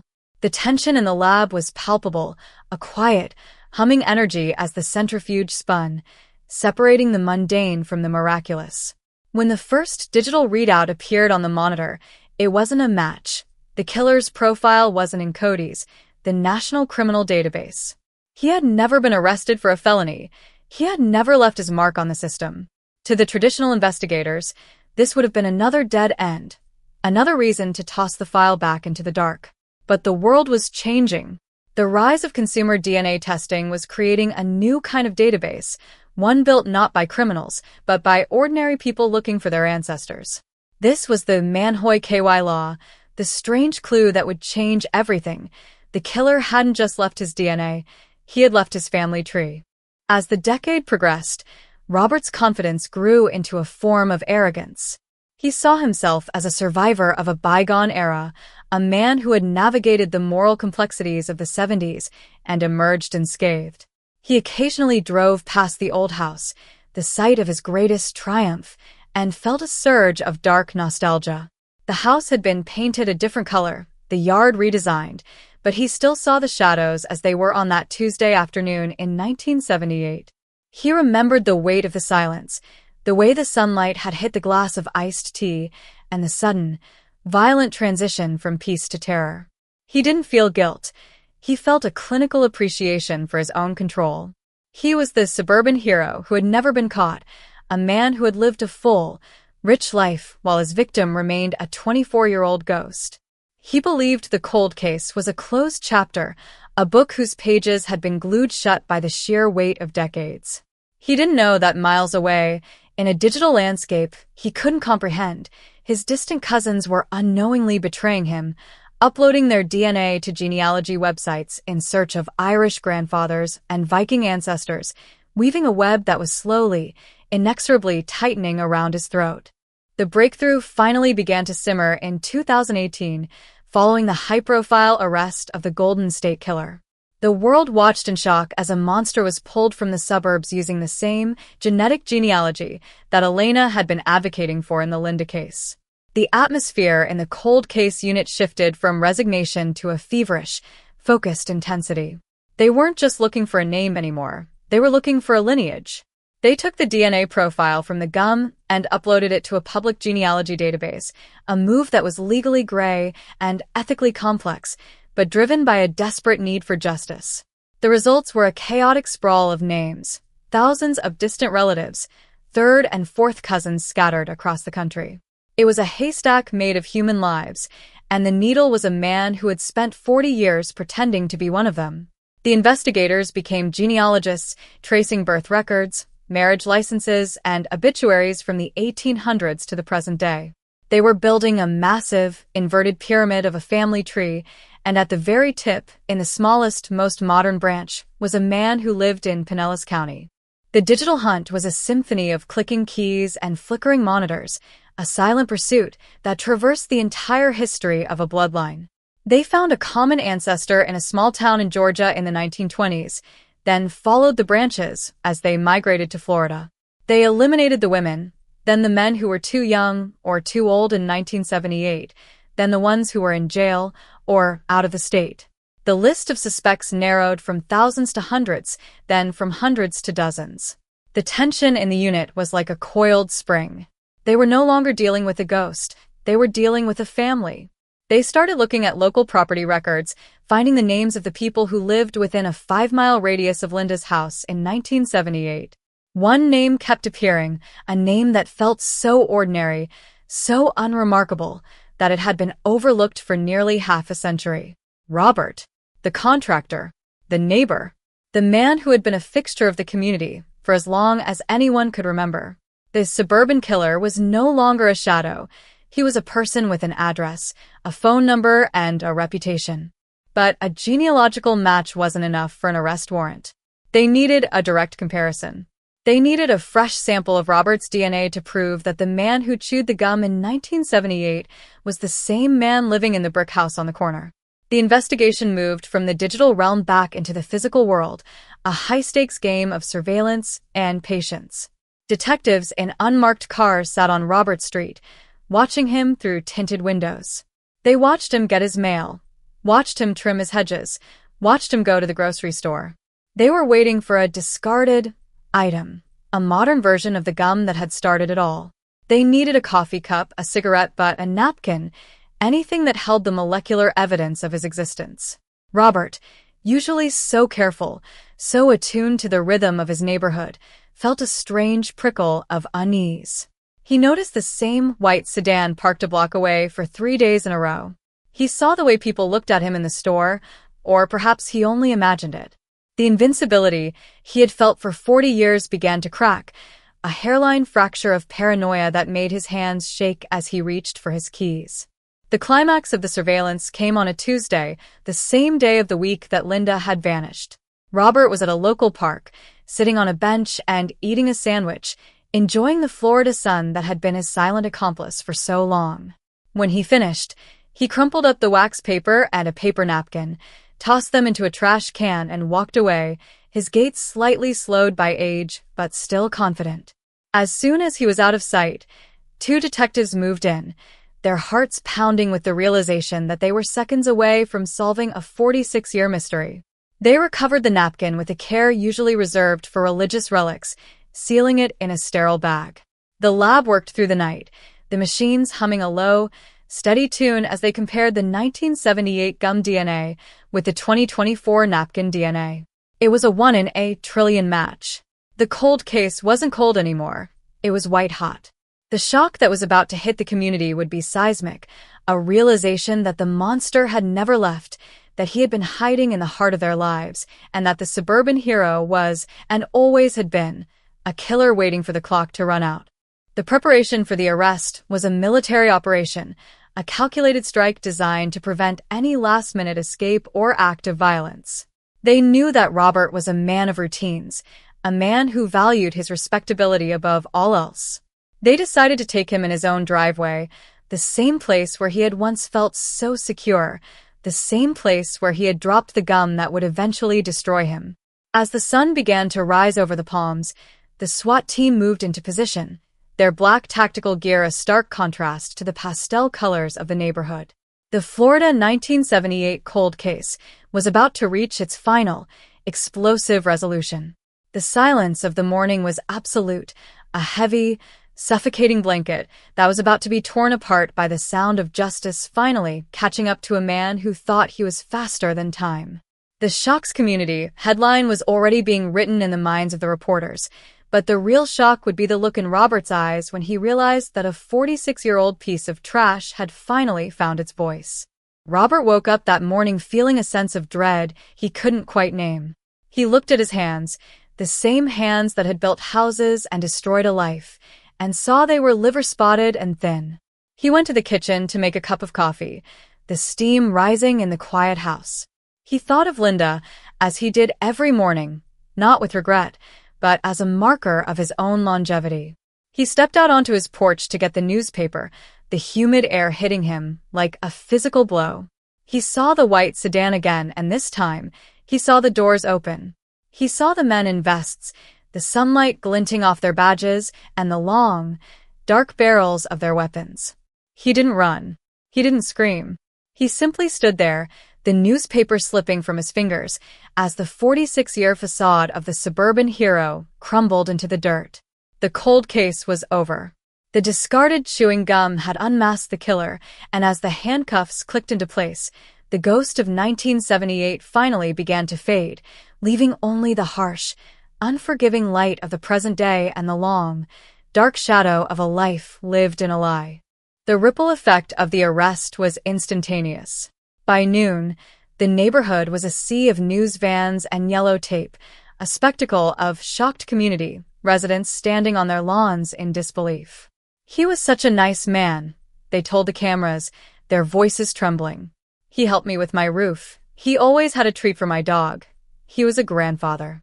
The cognitive dissonance was overwhelming, a collective trauma as a town realized they had invited a wolf into their homes and called him friend. The Manhoy KY law of the chewing gum became the talk of the country, a scientific miracle that felt like divine intervention. But for the detectives, there was no celebration, only a grim, exhausted satisfaction. They had looked into the eyes of the suburban killer and seen nothing. No remorse, no explanation, only the cold, flat gaze of a man who had enjoyed 46 years of freedom he never deserved. The cold case was solved. The file was closed, but the haunting legacy of 1978 would remain, a permanent stain on the sun-drenched streets of Florida, a reminder that the truth doesn't care how long you hide it, it only cares about being found. The fluorescent lights of the interrogation room didn't hum. They buzzed with a low-frequency aggression that seemed to vibrate in the very marrow of Robert's aging bones, a sterile, whitewashed reality that stood in brutal contrast to the humid, sun-drenched freedom he had enjoyed for 46 years. He sat in the metal chair, his hands, the same hands that had framed houses, hugged grandchildren, and squeezed the life out of a 24-year-old girl, cuffed to a bar on the table, a pathetic sight that belied the predator lurking beneath the liver-spotted skin. Across from him sat Detective Elena, the architect of his downfall, her eyes not filled with the heat of anger, but with the cold, clinical precision of a scientist who had already solved the equation. On the table between them lay the plastic bag, the small, shriveled piece of pink gum looking like a fossilized heart, a silent accuser that had waited nearly half a century to testify. The room was a vacuum, a space where time had finally stopped, where the suburban hero, mask was being peeled away layer by agonizing layer, revealing the hollow, rotting core of a man who had built a life on a foundation of unpunished blood. Outside the precinct, the media circus had reached a fever pitch, a chaotic swarm of satellite trucks and reporters screaming into microphones, their voices carrying the Florida 1978 cold case to every corner of the globe. The The headline, "Discarded Chewing Gum Unmasked Suburban Killer," was flashing on digital billboards and smartphone screens, a sensational irony that captured the public's morbid imagination. But inside the room, there was only the sound of Robert's shallow breathing and the rhythmic tapping of Elena's pen. She didn't start with the murder. She started with his life. She talked about his construction business, his reputation as a good man, the way he was always the first to help a neighbor after a hurricane. She painted a picture of a pillar of society, a man who represented the American dream, and then, with a voice as sharp as a scalpel, she began to dissect it. She asked him about the summer of 1978, about the heat, about the way the neighborhood looked before the malls and the highways. She watched his eyes, looking for the flicker of a memory, the tiny micro-expression of a man who is suddenly back in that kitchen, smelling the citrus and the metallic tang of fear. Robert tried to maintain the confused old man persona, his voice is shaky, indignant rasp as he claimed he didn't know what this was about, that he had lived a clean life, that the police were making a terrible, tragic mistake. But the facade was brittle. Every time his eyes drifted to the bag of gum, the life felt heavier, a physical weight in his chest. Elena didn't back down. She leaned in, her voice dropping to a whisper that felt louder than a shout in the small room. She talked about the DNA, the genetic genealogy that had mapped his entire existence through the branches of a family tree he thought he had outrun. She explained how his own blood had betrayed him, how the very cells that kept him alive were the ones that would ensure he died in a cage. She was describing a digital ghost, a molecular witness that couldn't be intimidated or bribed, and for the first time in 46 years, the suburban killer felt a genuine, cold-blooded terror. The silence of the interrogation was a tactical weapon, a void that Robert desperately tried to fill with excuses that sounded increasingly hollow even to his own ears. The psychological warfare continued for hours, a grueling marathon of memory and confrontation. Elena began to show him photos, not the grisly crime scene photos he expected, but photos of Linda as she was. Linda at the beach. Linda laughing with her friends. Linda holding a graduation cap. She wanted him to see the humanity he had extinguished, to bridge the gap between the cold case file and the living, breathing person he had discarded like trash. Robert looked at the photos with a terrifying lack of emotion, a blankness that spoke volumes more than any confession ever could. He wasn't a man burdened by guilt. He was a man burdened by the inconvenience of being caught. He looked at the photo of the kitchen, at the glass of iced tea that had become the symbol of her disappearance, and for a split second, his shadow seemed to darken the wall. The detective saw it, the tightening of his jaw, the way his fingers twitched against the metal table. The mask was cracking, the shocks community, narrative finally catching up to the man who had caused the shock in the first place. As the sun went down outside, casting long, skeletal shadows across the precinct parking lot, the weight of the evidence began to crush the last remnants of Robert's resistance. Elena brought in the property records from 1978, showing his name on a work order just 3 houses down from Linda's on the very day she vanished.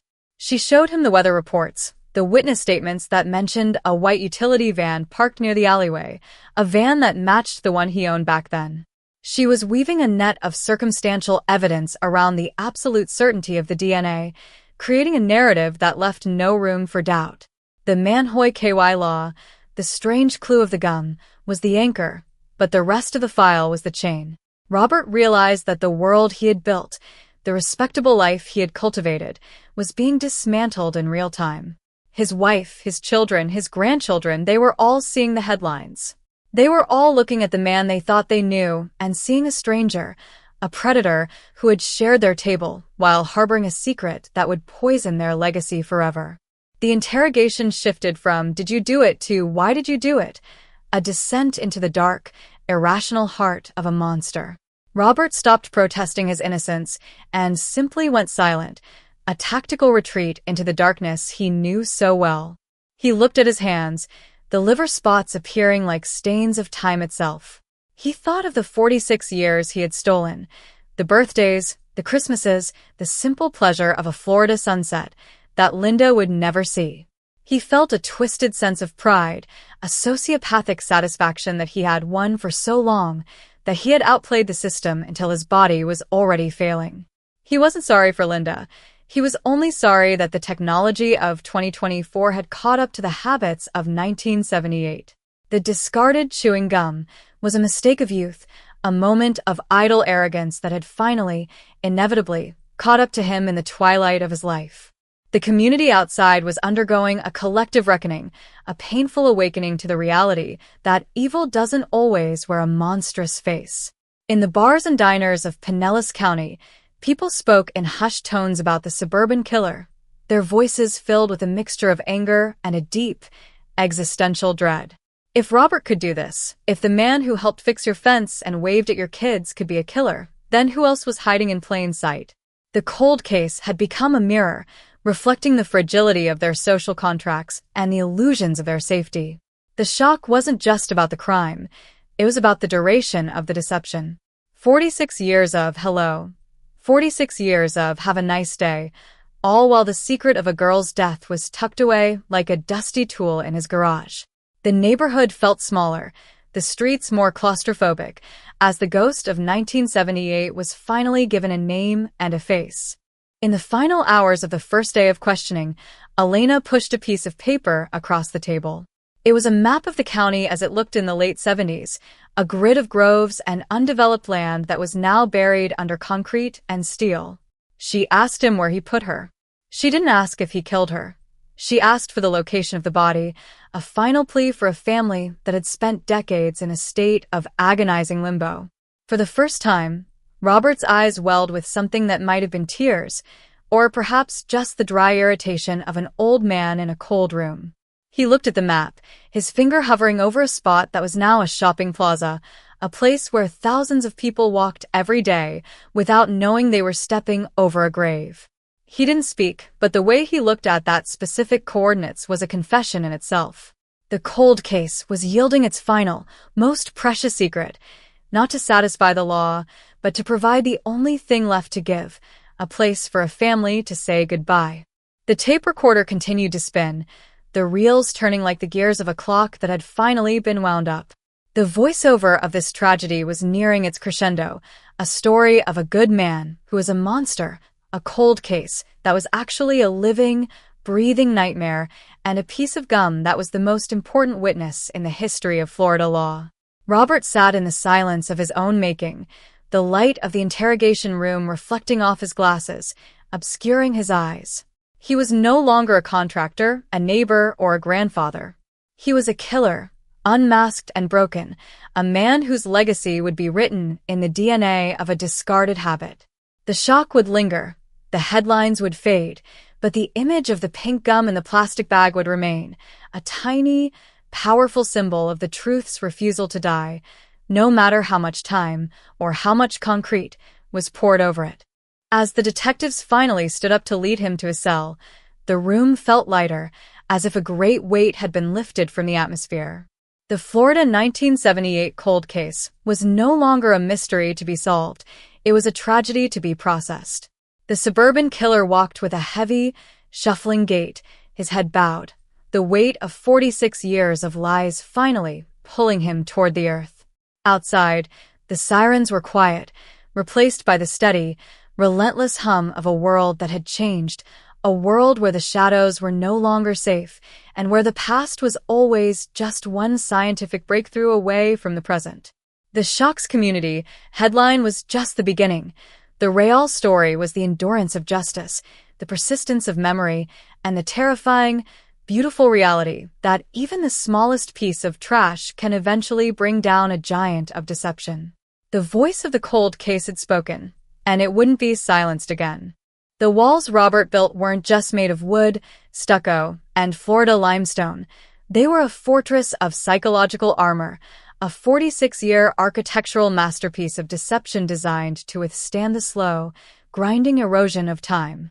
To understand how the suburban killer survived for nearly half a century without a single crack in his composure, you have to look at the mundane rhythm of his life, the terrifyingly normal white noise of a man who knew exactly how to blend into the background radiation of the American dream.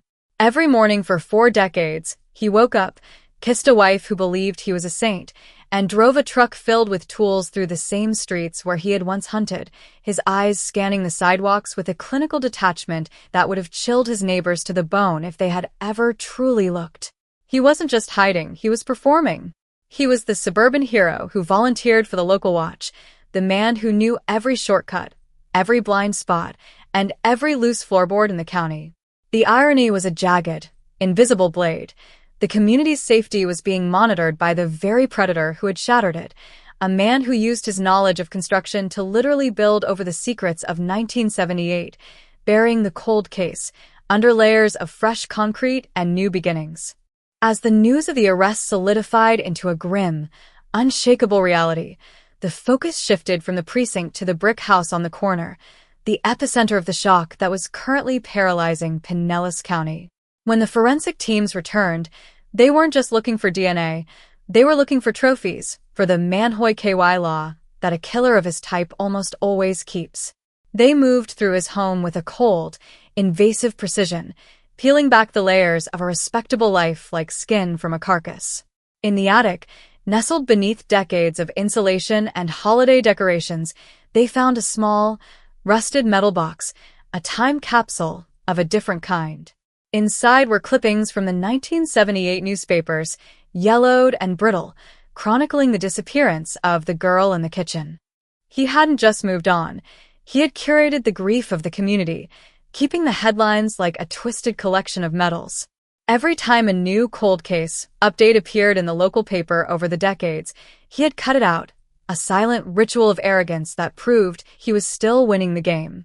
The detectives found more, a single, silver earring that didn't belong to his wife, a child's toy from a bygone era, and a map of the citrus groves as they existed before the shopping malls were built. The suburban hero was a collector of shadows, a man who lived in a museum of his own atrocities. The psychological collapse of his family was the most visceral part of the unfolding drama, a collateral damage that the news cameras captured in agonizing detail.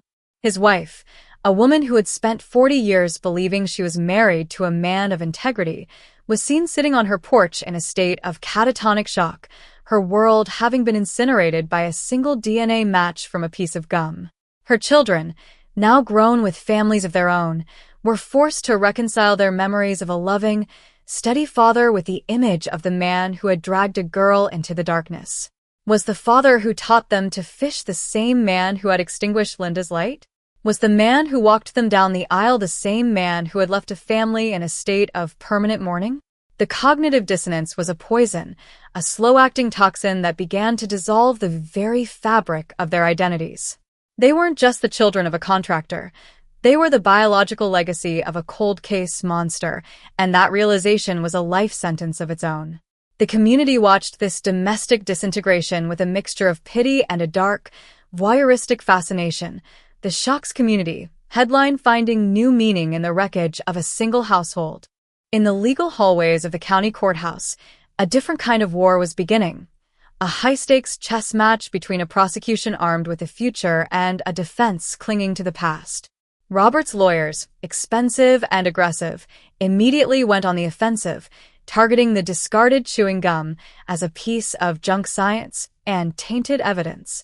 They argued that the chain of custody from 1978 was a joke, that the DNA could have been planted, and that the genetic genealogy used to find him was an unconstitutional invasion of privacy.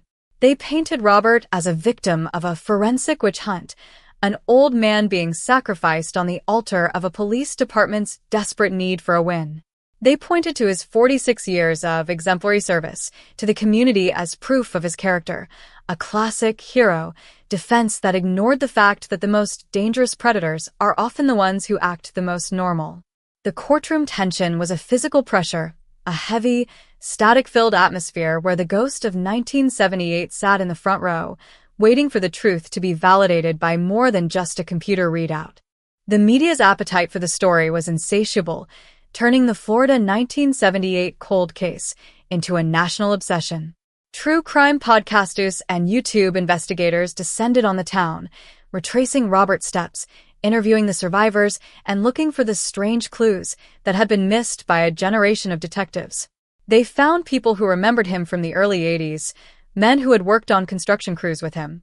They spoke of a man who was too quiet, a man who didn't like to be touched, a man who seemed to have an unnatural interest in the local crime reports. The suburban killer was being reconstructed in the public mind, a mosaic of red flags that were only visible in hindsight. The sensationalism was a double-edged sword. It kept the case in the spotlight, but it also threatened to turn the tragedy into a circus, a spectacle of shocks community, headlines that risked drowning out the quiet, enduring pain of the victim's family.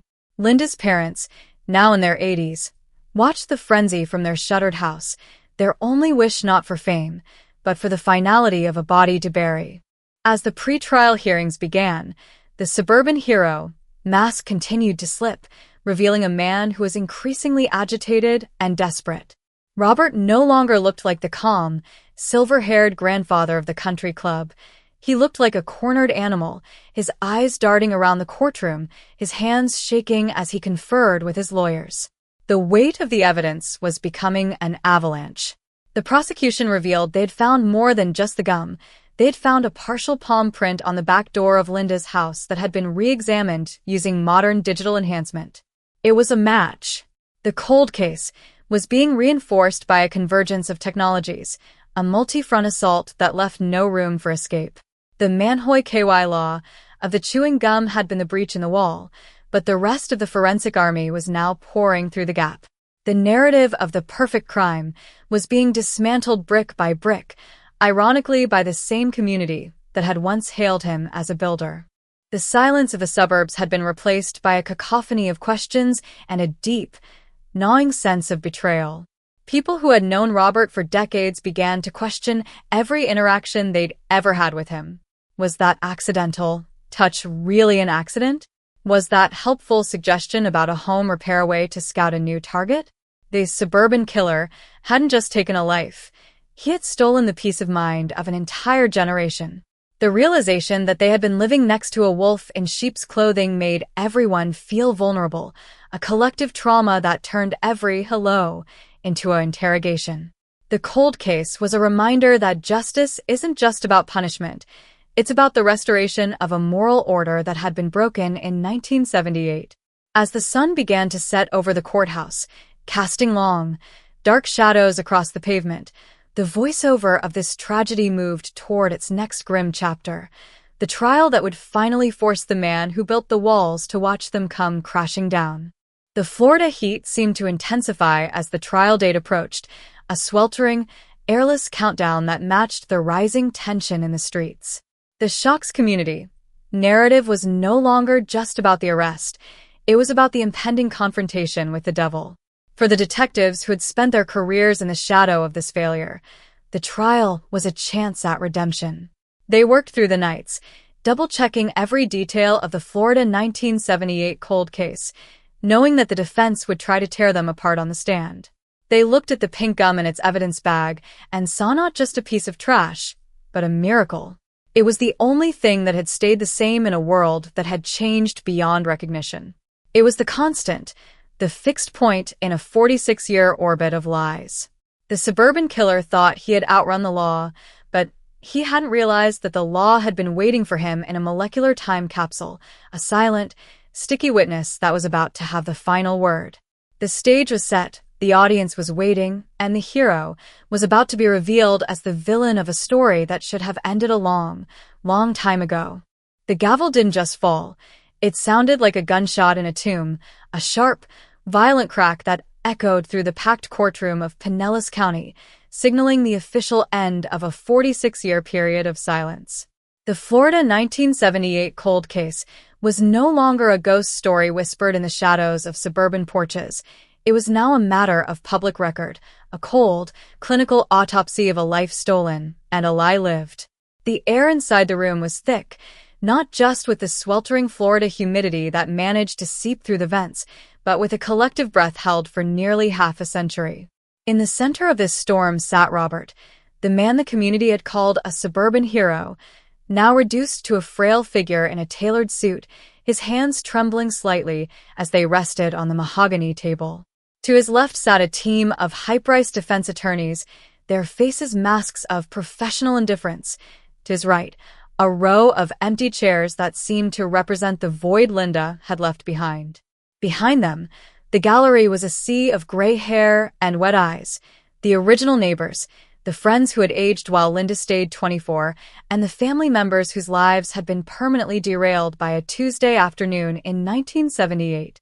The prosecution's opening statement was a masterclass in cinematic dread, a chronological descent into a nightmare that began with a glass of iced tea and ended with a genetic map. The lead prosecutor, a woman with a voice like sharpened steel, didn't start with the science. She started with the silence.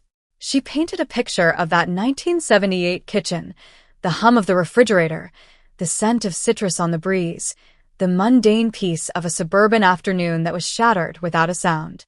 She spoke of the mystery disappearance that had paralyzed a town, describing the initial search as a frantic, hopeless crawl through the dark. And then she reached for a small, transparent evidence bag. Inside was the star witness, the tiny, shriveled piece of pink chewing gum that had survived the passage of decades. She held it up like a religious relic, the light catching its irregular, hardened surface. This, she told the jury, was the killer's signature. This was the strange clue that had been dismissed as litter, a biological confession dropped in a moment of arrogant negligence.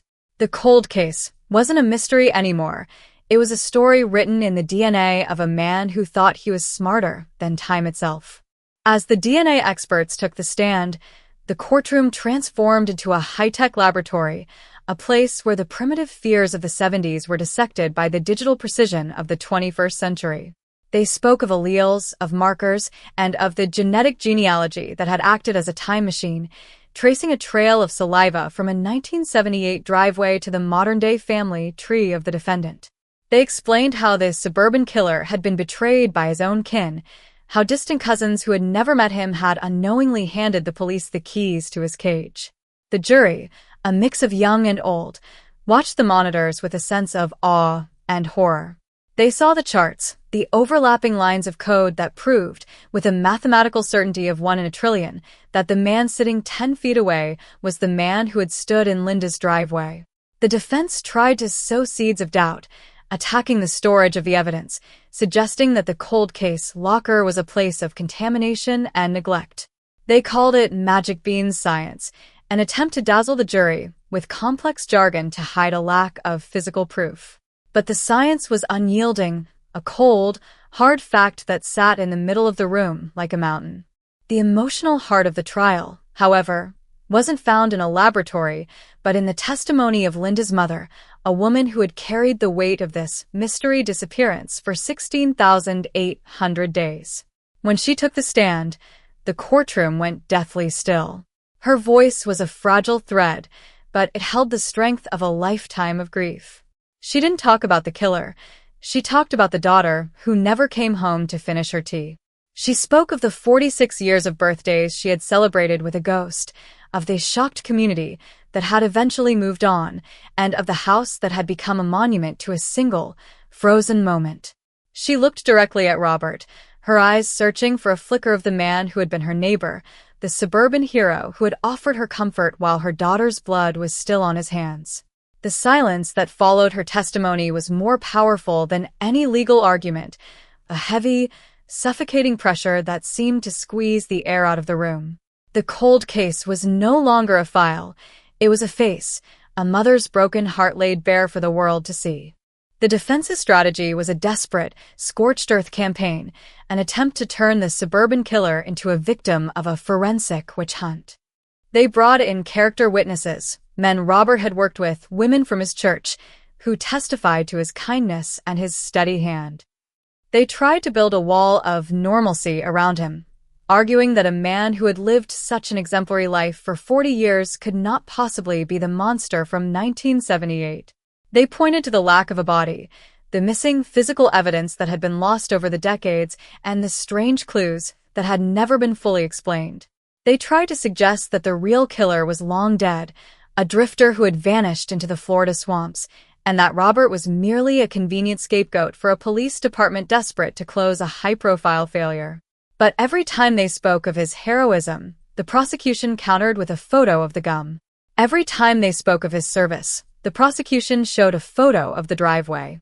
The contrast was a visceral, nauseating reminder of the duality of man, the builder who was a destroyer, the neighbor who was a predator. The trial moved into the territory of the Manhoy KY law, the bizarre details that only the killer could know. The prosecution introduced a retired detective, a man who had been a rookie in 1978 and had never stopped thinking about the case. He spoke of the strange clues found in the initial investigation, the way the door was left just a fraction of an inch ajar, the specific pattern of the footsteps in the gravel, and the fact that nothing of value had been stolen from the house. This wasn't a robbery gone wrong, it was a targeted, clinical abduction. He described the suburban killer as a man who understood the rhythm of the neighborhood, a man who knew when the houses were empty and when the shadows were deepest. He looked at Robert and saw not a grandfather, but a master of the hunt. The shocked community was finally seeing the predator that had been living in their midst, a man who had used his knowledge of their lives to dismantle one of them. The tension reached its breaking point during the cross-examination of Robert's former business partner, a man who had worked alongside the suburban hero for 20 years. Under the relentless questioning of the prosecution, the partner's stoic defense began to crumble. He admitted that Robert had a dark side, a temper that flared in the shadows of the job site, and a disturbing obsession with local crime stories. He spoke of how Robert would often revisit the old neighborhoods they had worked in, standing in the streets and staring at the houses as if he were looking for something he'd lost. The strange clues of his personality began to emerge, the meticulous nature, the need for control, the cold indifference he showed toward the suffering of others. The cold case was being solved not just by DNA, but by the slow, painful reconstruction of a monster's character. The suburban hero was disappearing, replaced by the chilling reality of a man who had hidden his true nature behind a facade of wood and nails. As the trial neared its conclusion, the focus shifted to the closing arguments, the final attempt to define the legacy of 1978.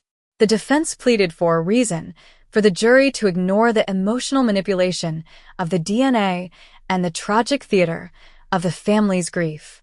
They warned of the danger of convicting a man on a single piece of trash, urging the jury to remember the 40 years of goodness Robert had provided. But the prosecution's closing was a hammer blow. She didn't ask for mercy. She asked for the truth. She stood in front of the jury and held up the bag of gum one last time. She called it the molecular heartbeat of the victim's quest for justice.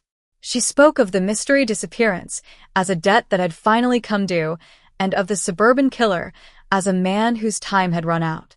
The shocked community was no longer shocked. They were expectant. They were waiting for the final word that would turn the cold case into a closed one. The jury's deliberation was a grueling, 48-hour vigil, a period of agonizing uncertainty that felt like a microcosm of the last 46 years. The Florida 1978 cold case was now in the hands of 12 strangers, people who had been tasked with weighing the weight of a life against the weight of a piece of gum. Outside the courthouse, the media remained, their cameras aimed at the doors, waiting for the signal that would send a shockwave through the country. The mystery disappearance had become a national obsession, a symbol of the terrifying persistence of evil and the miraculous power of science. And then the buzzer sounded. The courtroom filled for the last time, the air so thin it felt like it might vanish altogether. Robert stood, his face a mask of gray stone, his eyes fixed on a point somewhere beyond the walls of the room. The suburban hero was about to face the music of 1978, a symphony of justice that had been nearly half a century in the making. When the word guilty echoed through the room, it wasn't a shout, it was a whisper that carried the force of a hurricane. The Florida 1978 cold case was solved. The suburban killer was unmasked. The shocked community finally had its answer. There were no cheers, only the sound of heavy, collective weeping, a release of 4 decades of tension, fear, and sorrow.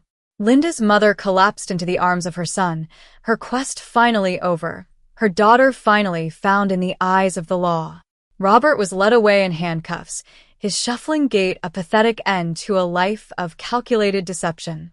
The strange clues had led to a final destination, a prison cell where the suburban dream would finally go to die. The voiceover of this tragedy was nearing its final notes, a story of a cold case that had thawed under the heat of truth and a piece of gum that had outlasted a monster's lies. The shadows in Pinellas County were finally beginning to lift, but the memory of 1978 would remain, a permanent reminder that the truth is never truly buried and that justice, like the DNA in a piece of gum, is forever. The steel doors didn't just close. They slammed with the finality of a coffin lid, the heavy, metallic thud marking the first second of a forever that Robert never thought would arrive, a sound that reverberated through the sterile intake center like the tolling of a funeral bell for a life built on a lie. As the fluorescent hum of the prison replaced the humid, salt-heavy air of the Florida coast, the suburban killer was forced to trade his tailored suits and his silver-haired dignity for a jumpsuit the color of a bruised orange, a vivid, garish reminder that the suburban hero was dead and the monster of 1978 was finally being digested by the system he thought he had mastered. But while the man was physically behind bars, the mystery of his double life was only beginning to be unraveled by a community that felt like it had been living in a hall of mirrors for 46 years, a collective realization that the person they had trusted with their homes and their families was a phantom of his own making. How does a man eat breakfast with his children, fix a neighbor's leaking roof, and sing in a church choir while the memory of a girl's last breath is tucked away in the back of his mind like a discarded tool, hidden but always within reach? This wasn't just a cold case solved. It was a psychological autopsy of the American dream, a terrifying, high-definition look at the capacity for human evil to camouflage itself in the most mundane corners of our lives, proving that the most dangerous predators don't live in the woods. They live in the house with the perfectly manicured lawn. The pink wad of gum, now a legendary artifact in the annals of Florida crime, became the ultimate symbol of his undoing, a tiny, sticky piece of evidence that proved no matter how much concrete you pour, the truth has a physical weight that eventually breaks through the surface of even the most hardened deception. People in Pinellas County started looking at their own trash differently, realizing with a shudder that every DNA-laden item they discarded, a coffee cup, a cigarette butt, a napkin, was a potential witness to their own history, a molecular ledger that never forgets. The Shocks Community headline was a permanent fixture on the evening news as investigative journalists began to peel back the layers of Robert's construction business, discovering a pattern of Manhoy KY law that had been hiding in plain sight for decades. They found that he had worked on over 300 homes in the very radius of the abduction, a man with a master key to the suburbs who knew which windows stuck, which back doors didn't lock properly, and which families left their children alone for an hour on a sweltering Tuesday afternoon. He wasn't just a contractor. He was a surveyor of vulnerability, a man who built the very walls that were supposed to keep people safe while secretly knowing exactly how to bypass them. The realization was a slow-acting poison, a corrosive thought that seeped into the minds of every homeowner who had ever handed him a key. The predator hadn't just lived among them. He had been the architect of their security, a fox who had been paid to build the henhouse.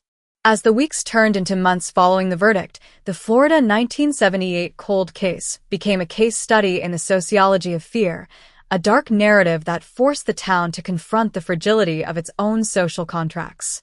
In the local bars and diners where Robert used to be a regular, the conversation shifted from disbelief to a frantic, backward-looking search for signs they had missed. They remembered the way he would suddenly go silent whenever a news report about a missing child came on the radio in his truck, a stillness that they had interpreted as respectful grief, but now recognized as the cold, calculating focus of a man monitoring his own immunity. They recalled the meticulous, almost obsessive way he cleaned his tools every evening, as if he were trying to scrub away more than just sawdust and grease, a ritual of purification that felt chilling in the light of the DNA evidence. These weren't red flags in the 80s or 90s. They were the traits of a hard-working, detail-oriented man, a professional who took pride in his craft. But in the cold, unforgiving light of 2024, they were the symptoms of a sociopath who had turned his entire life into a crime scene cleanup operation, a 46-year performance of innocence that had finally been interrupted by a scientific miracle. The psychological profile of the suburban killer began to emerge in the press, painted by experts who saw in Robert a classic example of the successful psychopath, a man whose lack of empathy was his greatest tool for survival. He didn't feel the weight of Linda's death because, to him, she wasn't a person. She was a variable he had successfully removed from the equation. He had built his hero persona not out of a desire to do good, but as a strategic defense, a layer of social armor that made him untouchable. If he was the one fixing the community's problems, who would ever think he was the source of their greatest nightmare? He had used his family, his business, and his church as props in a long-running play, a drama of domesticity that allowed him to hide in the light. The shocks community aspect was exactly what he had relied on. He knew that people were biologically wired to look for monsters in the shadows, and by standing in the center of the town square with a hammer and a smile, he had rendered himself invisible. He had mastered the art of being unremarkable, a man so common, so helpful, and so integrated that the very idea of his guilt was a cognitive impossibility for those who knew him. The impact on Linda's family was a different kind of tragedy, a complex mixture of relief and a renewed, sharper grief that felt like a fresh wound. For 46 years, they had lived in a state of suspended animation, their lives defined by the mystery disappearance and the cold case file that never changed. Now that the mystery was gone, they were forced to face the reality of the man who had stolen their daughter. They realized that he had been at the grocery store when they were buying milk. He had been at the park when they were walking their dog. He had potentially even driven past their house while they were crying in the living room. The proximity of the evil was more traumatizing than the crime itself, a realization that the monster hadn't gone away. He had just watched them suffer.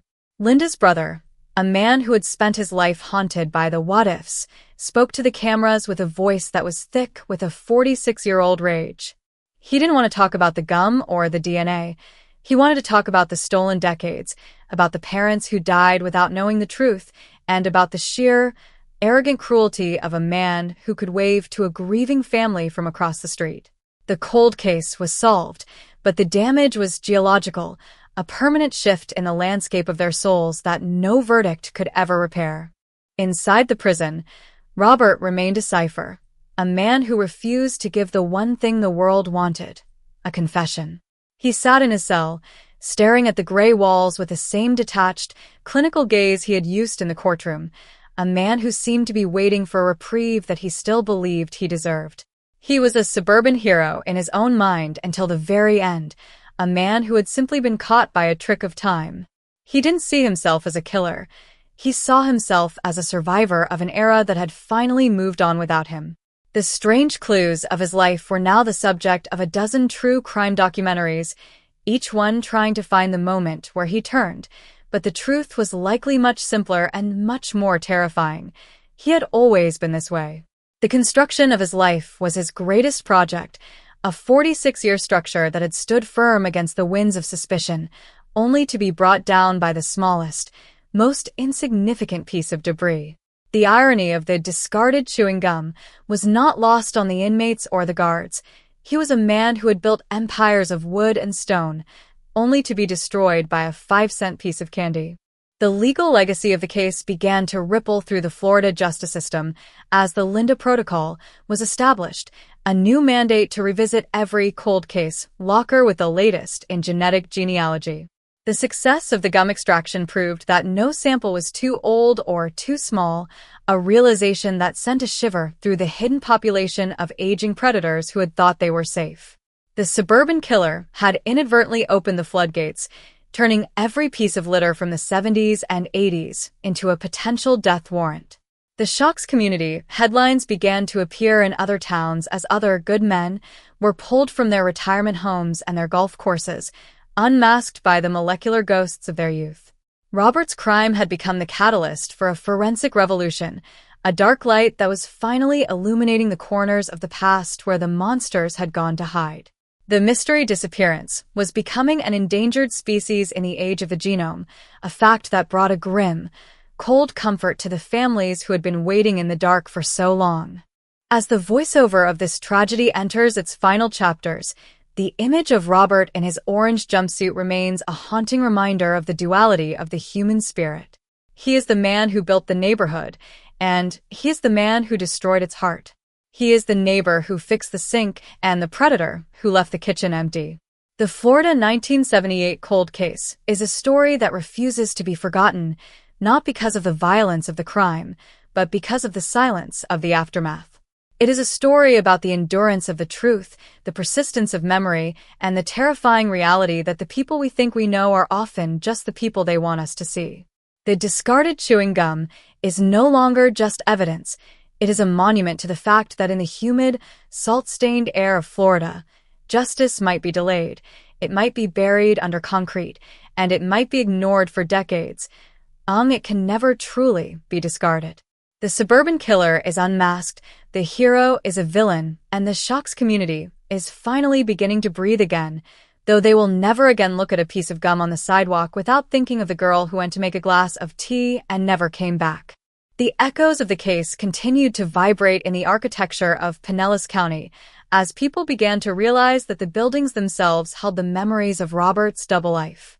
Every beam he had set, every nail he had driven, was now a part of a tainted legacy, a physical history of a man who had used his hands to create and to kill. Some homeowners even chose to remodel, to rip out the work he had done, as if they could excise the memory of the suburban killer from the very structure of their lives.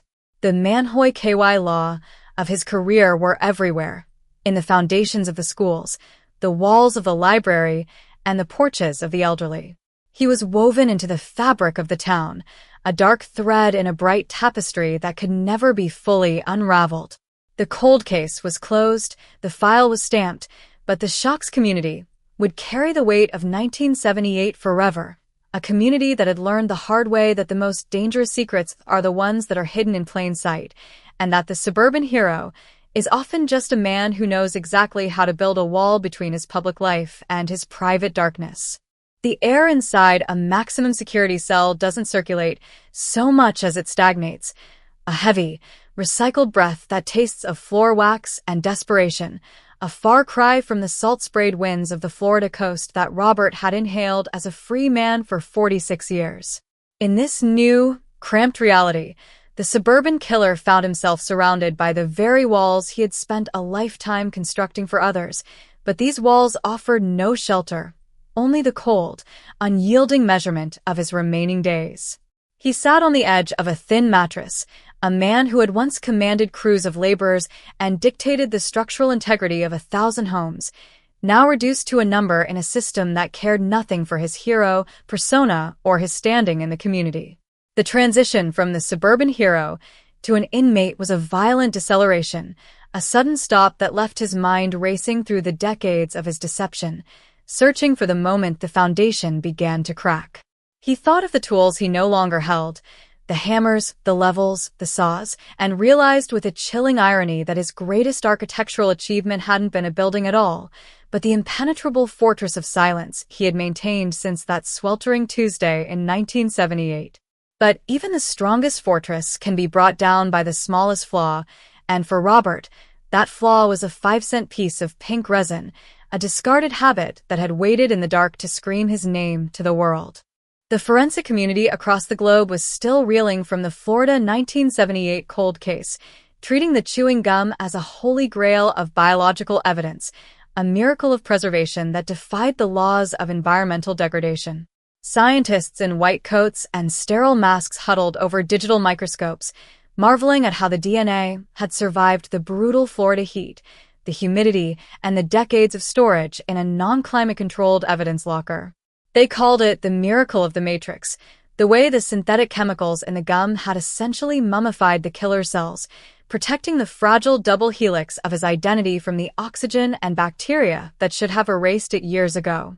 This wasn't just a win for Pinellas County, it was a paradigm shift for the very concept of cold case investigations, a signal to every predator hiding in the shadows of the past that their biological footprints were permanent. The Manhoy KY law, the strange clue of the gum, was no longer a footnote in a police report. It was a blueprint for a new era of molecular justice, a warning that time is not an eraser, but a slow-moving lens that eventually brings the truth into sharp, agonizing focus. The discarded chewing gum headline continued to ripple through the digital landscape, a viral reminder that the most insignificant items can hold the most devastating secrets, turning every piece of litter into a potential confession. Back in the neighborhoods where Robert had once been a fixture, the atmosphere was one of a slow, corrosive awakening, a collective realization that their suburban sanctuary had been built by a man who thrived in the dark. Every house he had framed, every roof he had shingled, and every porch he had repaired was now a physical reminder of the betrayal, a structural legacy of a monster who had been invited into their most private spaces. People found themselves staring at the joints of their walls, at the molding around their doors, wondering if the man who installed them had been thinking of Linda as he drove the nails home. Was his meticulous attention to detail actually a symptom of the same cold, calculating mind that had planned an abduction without leaving a trace?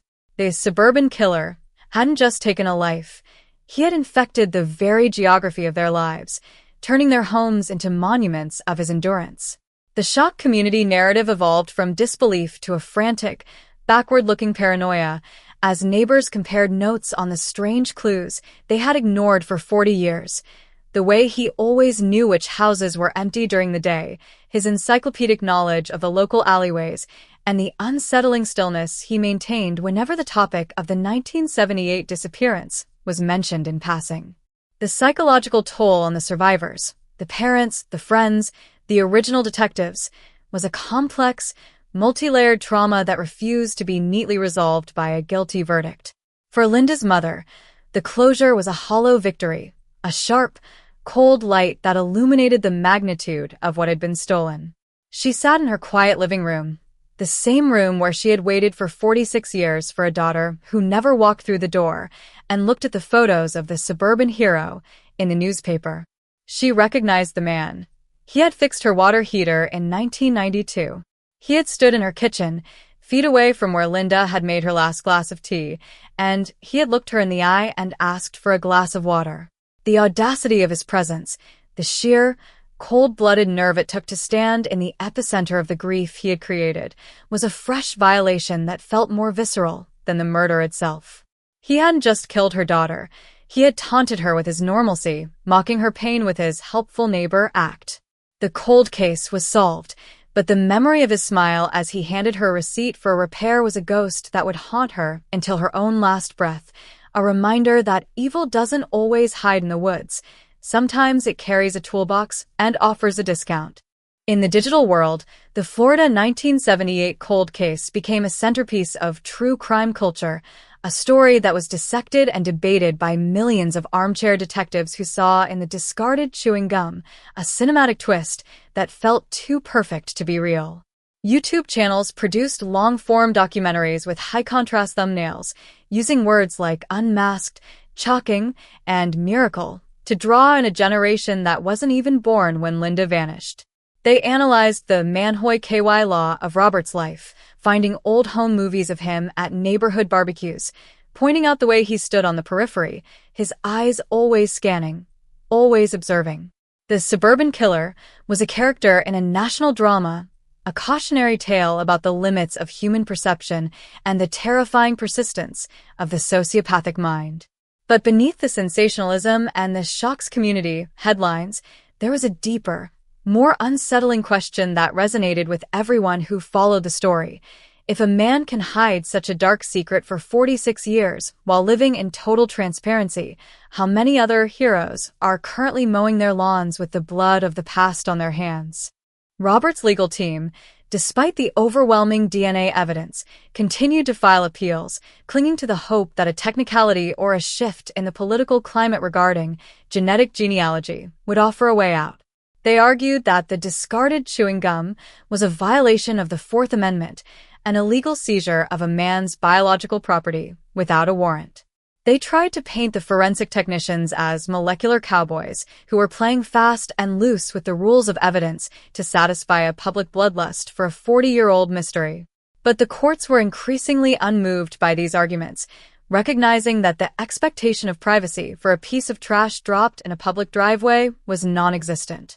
The cold case was a legal fortress that Robert's lawyers couldn't breach, a masterpiece of modern justice that had used the killer's own arrogance as its primary building material. The suburban killer was finding out that while he was a master of wood and stone, the law was built on the unyielding foundation of the genome, a structure that doesn't rot, doesn't warp, and never, ever forgets. The silence of the suburbs in 2026 was different than the silence of 1978. It was a heavy, watchful quiet, a community that had learned that safety is an illusion maintained by the people we choose not to suspect. The Shocks community headline had faded from the front pages, but the impact was etched into the behavior of the residents. People installed more cameras, not to catch strangers, but to monitor their own perimeters. They looked at the contractors they hired with a new, sharp-edged scrutiny, asking for backgrounds, checking references, and never, ever leaving them alone in the house. The Florida 1978 cold case had changed the social contract of the American suburb, replacing the hero myth with a pragmatic, survivalist caution. The mystery was gone, replaced by a grim clarity that was far more terrifying. The monster wasn't a stranger. He was the man who built your world, and he had been there all along, waiting for a piece of gum to tell the truth. As the voiceover of this tragedy continues its steady, relentless flow, the focus shifts to the evidence locker itself, the dark, cool room where the gum had waited for nearly half a century. It is a place of ghosts, a repository of unfinished stories and frozen moments. The pink wad of resin is no longer there, having been moved to a permanent display at the Forensic Museum, but its presence lingers in the air. A reminder that every item in this room is a potential key to a door that someone thinks is locked forever. The discarded chewing gum isn't just a piece of evidence. It is a symbol of the ultimate accountability, a molecular witness that outlasted the man who chewed it. The suburban killer is in his cell, the family is in their grief, and the community is in its new, guarded reality, but the truth remains the only thing that hasn't changed since 1978. It was there on the driveway, it was there in the lab, and it is here now, a permanent, unshakable part of the Florida landscape, proving that in the end, the most strange clues are the ones we leave behind when we think no one is watching. The final realization of the Florida 1978 cold case is that justice, like the DNA in the gum, is a patient, unyielding force. It doesn't care about the passage of decades, the rebuilding of cities, or the aging of a killer. It only cares about the moment of contact, the physical reality of the crime that leaves a mark that time cannot erase. Robert thought he had built a life on top of his secret, using the suburban hero persona as a capstone, but he hadn't realized that the foundation was made of the very thing that would eventually destroy him. The Shocks community narrative is a story of a town finding its voice, of a family finding their peace, and of a killer finding his end. The voice of the cold case is a long, continuous scream that started in a 1978 kitchen and didn't stop until it reached the ears of a technician in 2024, a sound that proves the past is never truly dead. It's just waiting for someone to find the right piece of trash.